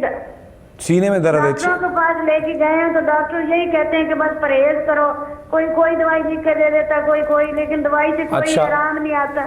اچھا ٹھیک ہے میری بہن. جی علامہ صاحب. ڈاکٹر صاحب سے دعا کی بھی اپیل کرنی ہے اور وظیفہ بھی پوچھنا ہے. بالکل ٹھیک ہے. بتاتے ہیں جناب. دعا تو یہ اللہ کریم آپ کے بیٹے کو صحت یابی عطا فرمائے اور اس مرض سے چھٹکارا ہو. آمین. اور دوسری بات یہ ہے کہ سینے میں جو درد اسے ہوتا ہے، آپ یا وہ خود اس کو آپ بتائیے اپنے بیٹے کو کہ دایاں ہاتھ سینے پہ رکھ کے سورہ فاتحہ، سورہ قدر، سورہ کوثر ایک مرتبہ یہ تینوں صورتیں ایک ایک مرتبہ پڑھ کے سینے پہ ہاتھ رکھیں، تینوں صورتیں ایک ایک مرتبہ پڑھ کے اپنے سینے کو مل لیں 3 دفعہ، انشاءاللہ تعالی اللہ پاک کرم فرمائیں گے، یہ ٹھیک ہو جائے گا۔ اول آخر درود پاک پڑھیں اور اس عمل کو جاری رکھیں۔ جب بھی درد سورہ قدر، سورہ کوثر، سورہ فاتحہ، سورہ ایک ایک مرتبہ، تین بتائیے؟ ہاں 3 بتائی میں نے۔ تینوں صورتیں ایک ایک مرتبہ پڑھ کے سینے پہ ہاتھ رکھے اور پھونک مارے، انشاءاللہ تعالی یہ ٹھیک ہو جائے گا، اس کی جو درد ہے ختم ہو جائے گی انشاءاللہ تعالی۔ انشاءاللہ اللہ بڑا کریم ہے جی۔ اس سے پہلے کہ کوئی کالر آئے، علامہ صاحب کیا فرما رہے تھے آپ تسبیحات کے حوالے سے، رمضان کا جو میں نے آپ سے ذکر کیا تھا؟ تو وہ یہی صورتحال ہے کہ ہم اصل میں جو چیز انہیں بتاتے ہیں پبلک کو، کوشش کرتے ہیں کہ وہ ہمارے عملیات میں ہو، ہماری وظائف میں ہو، معمولات میں ہو، یا پھر کچھ ایسی چیزیں ہیں جو قرآن اور سنت کی روشنی میں جن کے بارے میں حضرت صلی اللہ تعالی وسلم نے فرما دیا کہ اس صورت کو پڑھیں، اس صورت کو پڑھیں، تو ان کے فوائد جو ہے نا وہ بتا دیتے ہیں۔ تو بیسیکلی ہماری کوشش تو یہی ہوتی ہے کہ ہم استخارہ کا مقصد بھی یہی ہے کہ ہم لوگوں کے اندر ایک مذہبی اویئرنیس پیدا کریں، اور جتنا ان کی رہنمائی کر سکتے ہیں، انہیں گائیڈ کر سکتے ہیں، وہ کرنا چاہیے۔ تو وہ انشاءاللہ کر رہے ہیں۔ باقی فیڈ بیک جو ہے ہمیں بہت اچھا ملتا ہے کہ چلیں ہمارے یہاں پلیٹ فارم سے اگر کسی کی تربیت ہو جاتی ہے، کسی کی رہنمائی ہو جاتی ہے، کوئی بھٹکا ہوا ہے، بے روی کا شکار ہے، تو وہ میں سمجھتا ہوں کہ ہمارے لیے اور ہمارے چینل کے لیے اور ہمارے چینل کے مالکان کے لیے یہ ایک صدقہ جاریہ ہے۔ اور اس میں ہم سارے لوگ، ہماری کوارڈینیشن ہے، پوری ٹیم کی ہے، مالکان کی ہے، یہ بہت بڑا صدقہ جاریہ ہے کہ ایک بھی بے روی کا شکار اور بھٹکا ہوا انسان راہ راست پہ صحیح۔ ایک کالر کو شامل کرتے ہیں۔ السلام علیکم۔ کال جناب ڈراپ ہو گئی۔ علامہ صاحب اسی بات کو آگے بڑھاتے ہوئے کہ کثرت سے کالیں یہی ہیں جناب، بے روزگاری برکت نہیں ہے، بے روزگاری برکت نہیں ہے۔ آپ دیکھتے ہیں ہماری جو کالز آتی ہیں زیادہ تر وہ اسی طرح کی ہیں۔ کیا کہیں گے، رمضان تو گولڈن چانس ہے، کوئی ایسا خاص عمل بتائیے کہ لوگ جو ہے نا وہ اس کو پڑھیں رمضان میں اور اللہ کا کرم ہو۔ خاص عمل سے مراد اس موقع پر یہی ہے کہ ایمان اور احتساب کے ساتھ، اچھے دل کے ساتھ، اچھی سوچ کے ساتھ روزے رکھیں، نماز کی پابندی کریں اور قرآن پاک کی تلاوت کریں۔ یہ ایسی چیزیں ہیں کہ جب نماز کے پابند ہو جائیں گے ماہ رمضان میں اور روزہ رکھیں گے، یہ حق ادا کریں گے، فرائض کی ادائیگی ہوگی، تو پہلے فرائض ہیں بعد میں وظائف ہیں۔ جب یہ فرائض ادا ہو جائیں گے پھر آپ وظائف کی طرف آئیں گے تو آنے میں آسانی ہو جائے گی۔ اور یہ مہینہ بڑا واقعی گولڈن چانس ہے اور یہ پورا پیکج ہے کہ اس ماہ مقدس میں نماز آپ پڑھتے ہیں، پکے نماز کے عادی بن جائیں اور نماز قائم کرنے والے، ادا کرنے والے بن جائیں، تو پھر ساتھ جب آپ وظائف کریں گے تو انشاءاللہ تعالیٰ اس کے اثرات بڑے اچھے ہوں گے۔ تو اب یہ ہے کہ نماز زندگی کا حصہ بن جائے، روزے ادا کریں اور ساتھ میں جو کہ نماز تراویح میں قرآن پاک سنیں، یہ عمل کر لیں، اور سورہ یاسین کی فجر کی نماز ادا کرنے کے بعد تلاوت کریں۔ سورہ یاسین کی تلاوت فجر کے بعد، رات کو قرآن سنیں، دن کو روزہ رکھیں، ساتھ میں قیام کریں انشاءاللہ۔ سورہ یاسین کو جو ہے نا اگر عام زندگی میں بھی لوگ شامل کر لیں، وہ فجر کے بعد جو ناشتہ ضروری ہے، چائے آپ نے پینی ہے، تو آپ یہ بھی ذہن بنا لیں کہ یار فجر کی نماز کے بعد ناشتے سے پہلے میں نے یاسین تو پڑھنی پڑھنی۔ دیکھیں نا، آپ فجر کے بعد سورہ یاسین کی تلاوت کریں گے، رات کو قرآن پاک سنیں گے، اور پھر دیکھیے گا کہ آپ کی زندگی اچھی ہو جائے گی، برکات بھی آ جائیں گی، بیماریوں سے بھی جان چھوٹے گی، آپ کا ذہن بھی اچھا ہوگا، آپ کا دل و دماغ بہتر ہوگا۔ ایک سورہ یاسین پڑھنا فجر کے بعد سارے دن کی جو انسان کی ضروریات ہیں اللہ اس میں کرم فرما دیتا ہے، میں نے تو یہی دیکھا ہے۔ السلام علیکم۔ السلام علیکم۔ وعلیکم السلام جناب، میرا نام ہے محبوب۔ جی محبوب بھائی، بہادر سے بات کر رہا ہوں۔ محبوب بھائی آپ خیریت سے ہیں؟ ٹھیک ہے اور خیریت سے جناب۔ جناب کیا پوچھیں گے؟ بس کچھ نہیں پوچھوں گا، ماشاءاللہ آپ بھائیوں کا پروگرام بہت اچھا ہے، ماشاءاللہ میں روز دیکھتا ہوں آپ لوگوں کے پروگراموں کو۔ جزاکم اللہ۔ سب کو سلام دینا میرے طرف سے اور دعاؤں میں یاد کرنا۔ وعلیکم السلام۔ اللہ آپ کو سلامت رکھے جناب، اللہ آپ کو سلامت رکھے، آباد رکھے، خوش رکھے، ہمیں بھی اپنی دعاؤں میں یاد رکھیے گا جناب۔ इंशाल्लाह। बहुत शुक्रिया जनाब। जैसे किबला फरमा रहे थे पीर साहब कि इस्तिखारा प्रोग्राम का आगाज़ हुआ और आगाज़ ही से जिस तरह लोगों की रहनुमाई का सिलसिला यहाँ से जारी व सारी है, ये अपनी मिसाल आप है। और अल्हम्दुलिल्लाह बेशुमार लोग फ़राइज़ की तरफ आए हैं, पाबंदे सोमो सलात हुए हैं और दीन से मोहब्बत करने वाले बने। अल्हम्दुलिल्लाह ऐसा ही है जैसा आपने कहा, अल्लामा साहब ने कहा। वैसे मुझे अंदाज़ा नहीं है कि कितने अरसे से कम हो रहा है हमारा ये प्रोग्राम यहाँ से, कम वेश 2 साल हो चुके हैं। 2 साल, तीसरा साल ये तीसरा साल का आगाज़ है। माशाल्लाह, यानी 3 साल से 2, 2.5, तीसरा साल समझ ले हो गया है। 2 साल और इस प्लेटफॉर्म से यही सदा है कि आओ अल्लाह की तरफ, अल्लाह के ज़िक्र की तरफ, इस अंदाज से आओ, इस अंदाज से आओ, यासीन पढ़ो, फातिहा पढ़ो, कौसर पढ़ो, कुरानी की बात हो रही है। अल्लाह अकबर।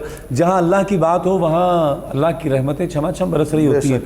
तो कोई वजह नहीं है कि अल्लाह पाक इस चैनल के मालिकान को, तमामी हमारे एक प्यून से लेकर अपर लेवल तक जितने भी लोग हैं, सब ये एक वास्ता और ज़रिया है इस नेक अमल और इस कार खैर के लिए। एक कॉलर को शामिल करते हैं। अस्सलाम वालेकुम। वालेकुम अस्सलाम वरहमतुल्लाह। सर मुझे पूछना था साहब से कि कोई ऐसा अमल बता दें कि नमाज की तरफ जितना ज़्यादा हो सके नमाज की तरफ राग़िब हो जाऊँ। अच्छा। दिल तो बहुत करता है, बहुत ज़्यादा, लेकिन किसी वक्त ऐसा होता है कि उसमें सुस्ती, काहली, जब ऐसी चीज़ आ जाती है जो ऐसा अमल बता दे कि मुसलसल नमाज की तरफ ध्यान रहे और पढ़ेंगे। ठीक हो गया, बिल्कुल ठीक है जनाब। अल्लाह आपके जज्बे को सलामत रखे कि आपके दिल में ये ख्याल है।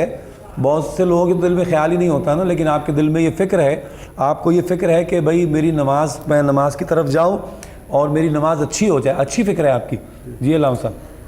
देखें मेरे भाई, इस नीयत और इरादे से भी अल्लाह सवाब देता है। वाह। आप एक सुबह तस्बीह पढ़ा करें आउज़ बिल्लाहि मिनश शैतानिर रजीम की, और रात सोने से पहले ला हौला वला कुव्वता इल्ला बिल्लाहिल अलिय्यिल अज़ीम, एक तस्बीह ये सोने से पहले पढ़ लिया करें। ये आप अमल शुरू करें, इंशाअल्लाह जो है जो रास्ते में रुकावटें हैं शैतान की तरफ से वो दूर हो जाएंगी और इंशाअल्लाह आप नमाज की तरफ चले जाएंगे इंशाअल्लाह। वकास भाई, ये भी तो एक अच्छा साइन है ना, एक पॉजिटिव आपकी एक अप्रोच है कि आपको ये फ़िक्र है कि यार मेरी नमाज, दिल नहीं लगता मेरा, मैं जाता नहीं, यानी कहीं ना कहीं कोई चीज़ मौजूद है जो आपको परेशान करती है और आपको बार बार इसका एहसास दिलाती है कि नमाज की तरफ आओ, आप नहीं आ पाते। जी बिल्कुल ऐसे ही है, और ये बड़ा अच्छा ख्याल है। ख़यालात की दुनिया में ये अच्छा ख्याल है कि आपको जहाँ पे रिस्क का ख्याल है, जहाँ पे सेहत का ख्याल है, रिश्ते बचाने का ख्याल है, दोस्तियों का ख्याल है, वहीं पे आपको बहुत बड़े फ़र्ज़ का भी ख्याल है कि मैंने ये भी अदा करना है जो मुझसे सुस्ती का मुजाहरा हो रहा है, जो मुझे नहीं करना चाहिए। इस सवाल से किबला ने बड़ी अहम तस्बीह बताई है, और छोटा सा अमल मैं भी बता दूँ, अगर ये भाई कर लेंगे तो जो भी कर लेगा उसके लिए अच्छा हो जाएगा। जिसके जो ये नीयत रखते हैं कि हम नमाज अदा करना चाहते हैं मगर अदा नहीं हो पा रही, वो आज से बावुज़ू रहना शुरू कर दें।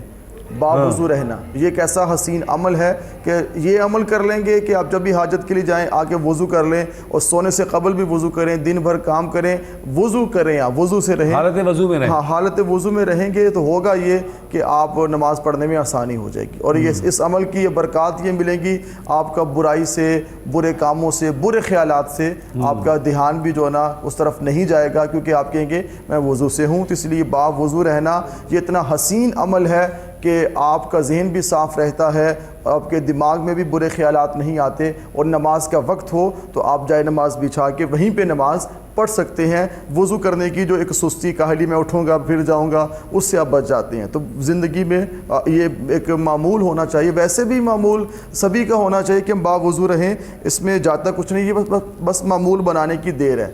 और मतलब ये कि देखिए बावजू रहने वाले के साथ एक रहमत का फरिश्ता भी है। बिल्कुल ऐसे ही, वो वज़ू हालत वज़ू में है, कहीं आगे पीछे अगर कुरान पढ़ लिया उसने, या कोई अल्लाह का नाम यानी बावज़ू होने की हालत में ले लिया बनिस्बत के वो बेवज़ू है। जब अच्छा दूसरा एक और मैं इसी बात से एक बात अर्ज़ कर लूँ, जब मैं जामिया इस्लामी मिनहाजुल कुरान में आया था, फर्स्ट ईयर में था, और हमारा 4था-5वां दिन था सियालकोट से लाहौर, तो डॉक्टर तारुल कादरी साहब जो शेख हैं और इदारे के सरबराह हैं, उन्होंने नए जो लड़के आए थे उनको एक ही नसीहत की थी कि बेटा आपने बावज़ू रहना है। اور باوضو رہنا ہے، اس کو زندگی کا حصہ بنا لیں تو اس کی پھر برکات ایسی ہیں کہ وہ عادت آج تک رہے گی اور مرنے تک وہ رہے گی۔ مگر ہوتا کیا ہے، یہ تربیت کرنے کی چیز ہوتی ہے کہ آپ باوضو رہیں گے، پھر آپ نماز بھی پڑھیں گے، پھر آپ کے خیالات بھی پاک ہوں گے، پھر آپ کا جسم بھی صاف ہوگا۔ ایسے ہی وقاص بھائی باوضو رہنے والے کی روزی میں بھی تو برکت رہتی ہے، بالکل ایسے اس کا رزق جو ہے نا تنگ نہیں ہوتا جو باوضو رہتا ہے۔ بالکل ایسے ہی۔ اور بے وضو رہنے کی تو ویسے بھی بہت ساری اور باتیں ہیں، ذکر کرنے بیٹھے جی۔ جو بندہ باوضو رہتا ہے نا وہ 3 چیزوں کا حصار ہو جاتا ہے۔ شیطان کے شر کا حصار ہوتا ہے، اس کے بعد حاسدوں کے حسد کا حصار ہوتا ہے، اس کے بعد نظر بد کا حصار ہوتا ہے۔ یہ 3 چیزوں کا اس بندے کا حصار ہو جاتا ہے کہ ان 3 چیزوں سے اور اچھی آگے کی بات 3 چیزوں سے وہ بندہ باوضو رہنے والا محفوظ رہتا ہے۔ نظر بد بھی آ گئی، پھر حسد بھی، حاسدوں کا حسد بھی آ گیا، اور شیطان کا شر بھی آ گیا۔ اور شر جو ہے اس میں تو بے شمار چیزیں آ جاتی ہیں، ہر شیطانی وسوسہ اور ہر شیطانی عمل جو ہے وہ شر کی طرف جاتا ہے۔ تو اس لیے باوضو رہنے سے نا پھر اکثر دیکھا ہے ہماری نماز قضا کیوں ہوتی ہے، ہم کہتے ہیں چھوڑیں وضو کرنا پڑے گا، اب گھر جا کے پڑھ لیں گے، وہ ایسے کرتے کرتے ہماری نماز چلی جاتی۔ اگر انسان باوضو ہو تو جو ہی ٹائم ہوا تو وہ کہتا اچھا یار چلو دور جانا، میں نماز پڑھ لوں۔ وضو کرنے کی وجہ سے بھی کہ اگر انسان کا وضو نہیں ہوتا تو پھر بھی انسان وہ کوتاہی کی طرف چلا جاتا ہے، اس لیے باوضو رہنا زیادہ۔ کیا بات۔ اچھا ایک اور بات بھی ہے جو میں نے محسوس کی ہے، میرے مشاہدے میں رہی ہے کہ جب انسان باوضو ہوتا ہے علامہ صاحب تو وہ مقصد یہ کہ اس کی زبان وہ مائل با ذکر ہوتی ہے، درود پاک پڑھتا رہتا ہے، یعنی اس کی روح میں بالیدگی ہوتی ہے، طہارت فیل کر رہا ہوتا ہے تو وہ کوشش کرتا ہے کہ درود پاک پڑھ لوں یا استغفار کر لوں، یا تو اس انداز کی چیزوں سے وہ جڑا رہتا ہے۔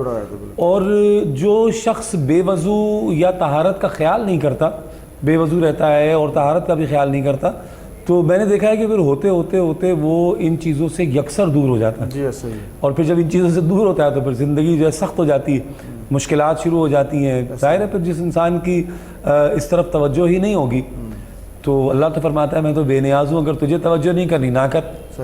اس ہمارے وضو پر انگریز تو ریسرچ کر رہا ہے، یہ جو ہم وضو کرتے ہیں اس پہ انگریز ریسرچ کر رہا ہے کہ اس کے فائدے کیا ہیں، اور بے شمار لوگوں نے ریسرچ کی ہے اور انہوں نے بتایا کہ اس کے فائدے کیا ہیں۔ مطلب کان کی بیماری ہے، ناک کی بیماری ہے، گلے کی بیماری ہے، بے شمار لوگوں کی ریسرچ ہے کہ باوضو جو بندہ دن میں 5 مرتبہ جو وضو کرنے والا ہے وہ ان بیماریوں سے محفوظ رہتا ہے۔ دیکھیں نا ایک ریسرچ تو یہ بھی ہے نا کہ جب آپ مسح کرتے ہیں نا تو گردن پہ جب آپ گیلے ہاتھ لے کر جاتے ہیں تو یہ آپ کے بلڈ پریشر کو نارمل کرتا ہے، یعنی آپ کی جو بی پی لیول جو ہے وہ اس کی وجہ سے جگہ پہ آ جاتا ہے۔ غرارہ کرتے ہیں، جب کلی کرتے ہیں تو پانی سے غرارہ بھی کرتے ہیں، تمہارا گلا جو ہے وہ بالکل کلیئر ہو جاتا ہے۔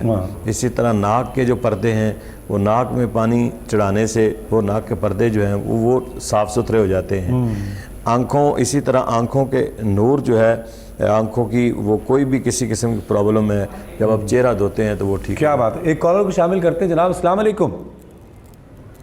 جی السلام علیکم۔ وعلیکم السلام ورحمۃ اللہ۔ جی بہت مہربانی جی، آج بڑی خوشی ہے جی، کافی عرصے کے بعد سروردی صاحب بھی تشریف فرمائیں۔ میں وقاص علی خالد صاحب سروردی صاحب آپ کو سلام کرتا ہوں، صحیح بات کروں اسلام آباد سے۔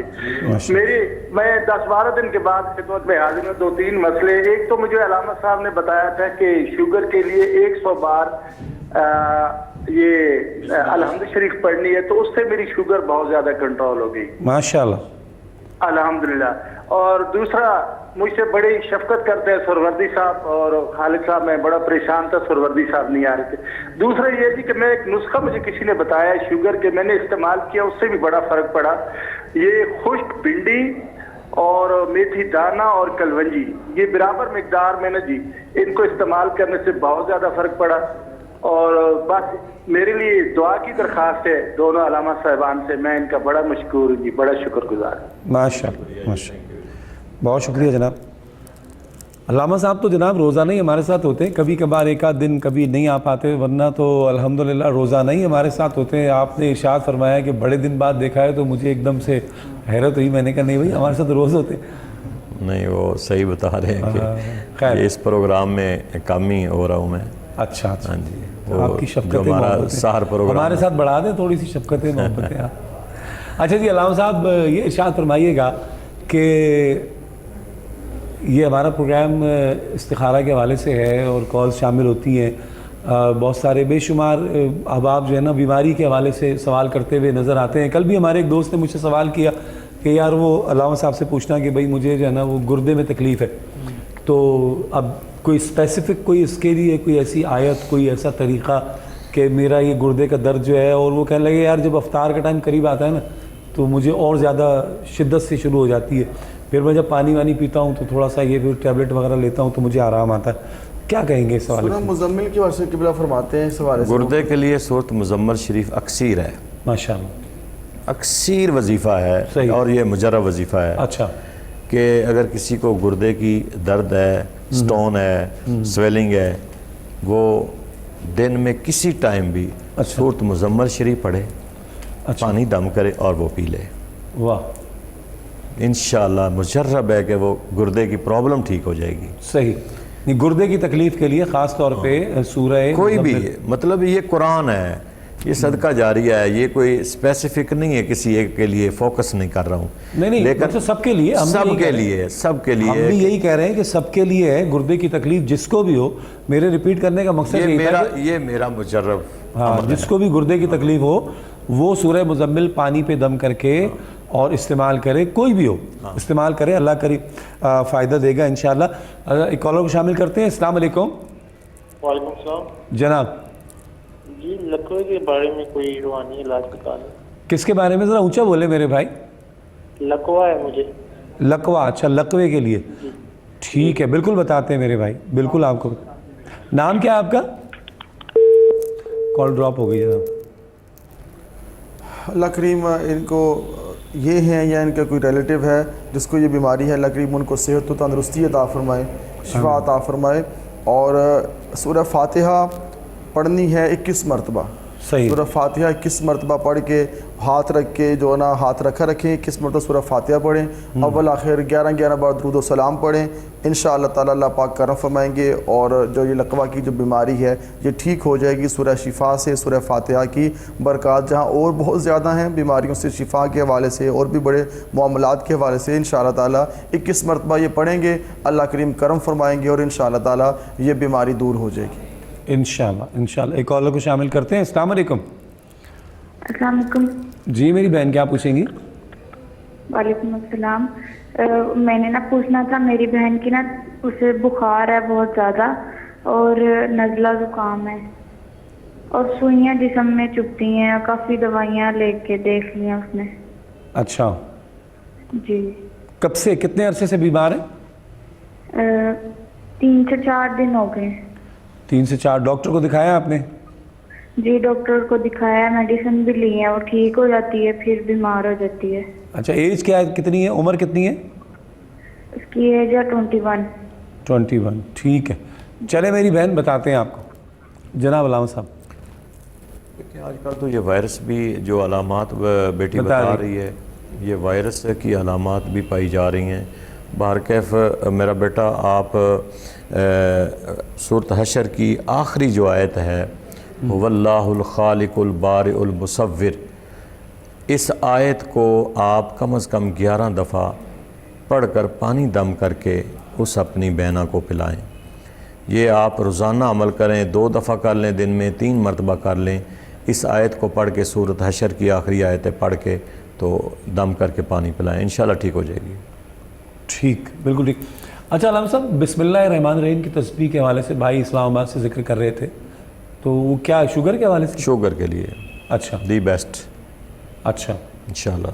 یعنی کہ ایک تسبیح یہ شوگر لیول پہ جا کے چلتے ہیں. میرا خیال ہے میں نے انہیں ایک تسبیح بتائی تھی, بعض دفعہ ہم 1000 تک چلے جاتے ہیں بسم اللہ شوگر لیول کو دیکھ کر. اگر شوگر بہت زیادہ پیک پہ جا رہی ہے تو پھر 1000 مرتبہ بھی کہہ دیتے ہیں کہ بسم اللہ شریف پڑھیں. ادروائز ایک تسبیح روزانہ صبح کی نماز کے بعد بسم اللہ شریف پڑھ کر پانی دم کر کے پینے والے کو شوگر ختم ہو جاتی ہے. واہ. ایک کالر کو شامل کرتے ہیں. جناب السلام علیکم. السلام علیکم. वालेकुम अस्सलाम। खालिद महमूद बात कर रहा हूँ। जी मेरे भाई ज़रा ऊंचा बोलेंगे, कहाँ से बात कर रहे हैं? खालिद महमूद बात कर रहा हूँ अभी से, मानसेरा अभी से। जनाब खालिद साहब मानसेरा से हमारे साथ हैं, क्या पूछेंगे खालिद साहब? ये पूछना चाहते हैं कि मैं रोज़ा खोलता हूँ तो मुझे उल्टी शुरू हो जाती है, रोज़ा खोलने के फौरन बाद मुझे उल्टियाँ लग जाती हैं, मेरे गुर्दे में भी तकलीफ है और साथ में एड़ी जो है ना, एड़ी में भी तकलीफ है। समझ में आ गया? गुर्दे में मसला। एक तो गुर्दे में तकलीफ है, दूसरा जो मेरी एड़ी में तकलीफ है, इसके लिए कुछ जीवन बता रहे हैं। अच्छा खालिद भाई उम्र कितनी है आपकी? मेरी उम्र 55 साल है। 55 साल, ठीक है जनाब वकास साहब बताइएगा। इस हवाले से अर्ज़ यह है कि आप अल्लाह पाक आपको सेहत तंदरुस्ती अता फरमाए और आपको हिम्मत मिले कि ताकि आप पूरा महीना माह रमज़ान की बरकतें हासिल कर सकें, रोज़ा रख सकें। तो सूरह मुज़म्मिल के हवाले से ही ये मर्ज़ करेंगे कि आप पानी पे दम करके पिएँ, इंशाअल्लाह ताला अल्लाह पाक करम फरमाएंगे। गुर्दे की जो प्रॉब्लम है वो आपकी ठीक हो जाएगी। सूरह मुज़म्मिल शरीफ आप पढ़ें और इंशाअल्लाह ताला पानी वो पीते रहें, वो अपने मामलात बढ़ाते रहें। और जब ये भी बात है कि जब इफ़्तार कर लें, इफ़्तार से लेकर सहर तक इस दौरान पानी आप पीते रहा करें। ये नहीं कि आपने इफ़्तारी के वक्त पी लिया फिर सहरी के वक्त पी लिया, इस दौरान भी आप एक गिलास पानी पीते रहें ताकि पानी जो लेवल है वो पूरा हो। अल्लाह पाक आपको सेहत अता फरमाए। ठीक है। बताया कि इफ़्तारी के बाद उल्टियाँ होती हैं, वॉमिटिंग शुरू हो जाती है, तो इसके लिए मैं बताऊँगा अपने भाई को कि पानी 1 कप गर्म करके उसमें सौंफ डाल के, वो सौंफ वाला गर्म पानी करके जब इफ़्तारी करें तो आप पहले अगर एक खजूर खानी है तो खा लें, उसके बाद वो कप पानी का सौंफ शुदा गर्म पानी पिए, इंशाल्लाह वॉमिटिंग नहीं आएगी। ठीक, एक कॉलर को शामिल करते हैं। अस्सलाम वालेकुम। वालेकुम जी। जनाब मैं सगीर बोल रहा जी, गुर्दे में तकलीफ हो रही है मुझे जी, पथरी पथरी तकलीफ नहीं, दवाई के ना कोई आराम नहीं। तो सनी आवाज़ नहीं आनी जी, ज़रा ज़ोर से बोलो भाईजान जी। मैं सगीर बोल रहा हूँ प्यार। अच्छा जी, अच्छा शबीर तकलीफ हो रही है जी, सालों 7 तकलीफ हो रही है, रात दिन दर्द रहते हैं। अच्छा, इनको भी गुर्दे की तकलीफ है। शबीर साहब बात करें। अल्लामा साहब क्या फरमाएंगे? गुर्दे के लिए जो बेहतरीन मुजरब एक अमल बताया गया है, इस अमल को ये भी करें इंशाअल्लाह ताला, आप भी यकीन से करें। सूरह मुज़म्मिल। हाँ बिल्कुल, ये अमल आपने करना है और दुआएं भी यहाँ से आपके साथ शामिल रहेंगी। अल्लाह पाक की करम नवाजी भी रहेगी और आका अलैहिस्सलाम का सदका भी रहेगा इंशाअल्लाह ताला। सूरह मुज़म्मिल एक बार पढ़ के पानी पे तिलावत करके वो पानी पीते रहा करें आप। और माह रमज़ान में जो गुर्दे की प्रॉब्लम वाले लोग हैं उनको ज़्यादा केयर करने की ज़रूरत होती है। अपना जो पानी का मामला है पूरा करने के हवाले से पानी पिएँ आप इफ्तार से सहर तक इंशाअल्लाह ताला। सूरह मुज़म्मिल दम करके पानी में पीते रहें, इंशाअल्लाह ताला आपका मामला ठीक हो जाएगा। सूरह मुज़म्मिल को इतना टाइम भी नहीं लगता जी, ऐसे ही बड़ी जल्दी जो है ना वो बंदा पढ़ सकता है। मैं पढ़ता हूँ ज़्यादा से ज़्यादा मेरा ख्याल 1.5 मिनट, इतना कि 1.5 या 2 मिनट लगते हैं। आम बंदे को 3, 4, 5 मिनट भी लग जाए तो कोई ऐसा नहीं है, 5 मिनट भी लग बड़ी बात नहीं, कोई बड़ी बात नहीं है। ठीक है, लेकिन ये इसके फ़वाइद बहुत ज़्यादा हैं और दर्दों से जान छूट जाएगी आपकी। बहुत शुक्रिया आपका, बहुत शुक्रिया, आप तशरीफ़ लाए। वक्त तमाम हो गया है। अल्लामा हफीज़ुल्लाह सोहरवर्दी साहब आपका भी बहुत शुक्रिया, बड़ी अच्छी गुफ्तगू भी फरमाई आपने और रहनुमाई भी फरमाई। इख्तिताम में अल्लामा हफीज़ुल्लाह सोहरवर्दी साहब दुआ फरमाएंगे और कल इंशाअल्लाह हम आपसे फिर शाम 5 बजे हमारी आपकी मुलाकात होगी। तब तक के लिए इजाज़त दीजिए और अपना बहुत सा ख्याल रखिएगा। इस आखिरी जुमले के साथ कि जितने वज़ाइफ मिलें, शर्त यह है कि इन वज़ाइफ पर हम अमल करें। इन वज़ाइफ को जिस तरह उलमा फरमाएँ उस तरह हम इन्हें पढ़ने की कोशिश करें। नमाज की पाबंदी ख़ास तौर पे लाजिम है वज़ाइफ के साथ, नमाज और फिर ये वज़ाइफ, तो कोई वजह नहीं है कि अल्लाह की बारगाह से करम ना हो। अपने मेज़बान शौकत अवैसी को इजाज़त दीजिए। कल इंशाअल्लाह इफ्तार टाइम में 5 बजे आपसे फिर मुलाकात होगी। अल्लाह निगहबान। बिस्मिल्लाहिर्रहमानिर्रहीम। अल्लाहुम्मा सल्लि अला सय्यिदिना व मौलाना मुहम्मदिन व अला आलि सय्यिदिना व मौलाना मुहम्मदिन व बारिक वसल्लम अलैहि। अल्लाहुम्मा रब्बना आतिना फ़िद दुनिया हसनतन व फ़िल आखिरति हसनतन व क़िना अज़ाबन्नार। परवरदिगार आलम, हमारे रोज़ों को अपनी बारगाह में कबूल फरमा, हमारी कोताहियों को, हमारी गलतियों को, हमारी ख़ताओं सज़ाओं को मुआफ़ फरमा। जितने भी हमारे इस प्रोग्राम में सवालात के ज़रिए शामिल होते हैं या हुए हैं, سب کی نیک حاجات کو پورا فرما، سب کو اپنے مقاصد میں کامیابیاں فرما، ہم سب کو دین متین کو صحیح معنوں میں سمجھنے کی، عمل کی توفیق عطا فرما۔ پروردگار عالم، ماہ سیام کا صحیح معنوں میں احترام کرنے کی اور اس کے فیوز و برکات ہم سب کو عطا فرما۔ جتنے بیمار ہیں کلمہ گو سب کو شفا کاملہ عطا فرما، ہر قسم کی وبائی امراض سے ہم سب کو محفوظ فرما۔ بالخصوص ہمارے لاہور کے ڈپٹی کمشنر مدثر ریاض صاحب کے والد محترم جو ہیں وہ ہاسپٹل میں ہیں، بیمار ہیں، پروردگار عالم ہم دعا گو ہوں کہ اللہ تعالیٰ انہیں صحت کاملہ عطا فرما، یا اللہ انہیں شفا کلی عطا فرما۔ یا الہ العالمین، جتنے کلمہ گو دنیا سے چلے گئے ہیں سب کی مغفرت فرما، سب کی بخشش فرما۔ اللہم رب اغفر ورحم وانت خیر الراحمین، یا اللہ اتفاق امت اور اتحاد امت فرما۔ یا الہ العالمین، ہم سب کو مل کر رہنے کی توفیق عطا فرما، ہر شر سے محفوظ فرما، ہر قسم کی خیر عطا فرما۔ صلی اللہ علی النبی الکریم الامین وعلی آلہ و صحابہ اجمعین برحمتک یا ارحم الراحمین۔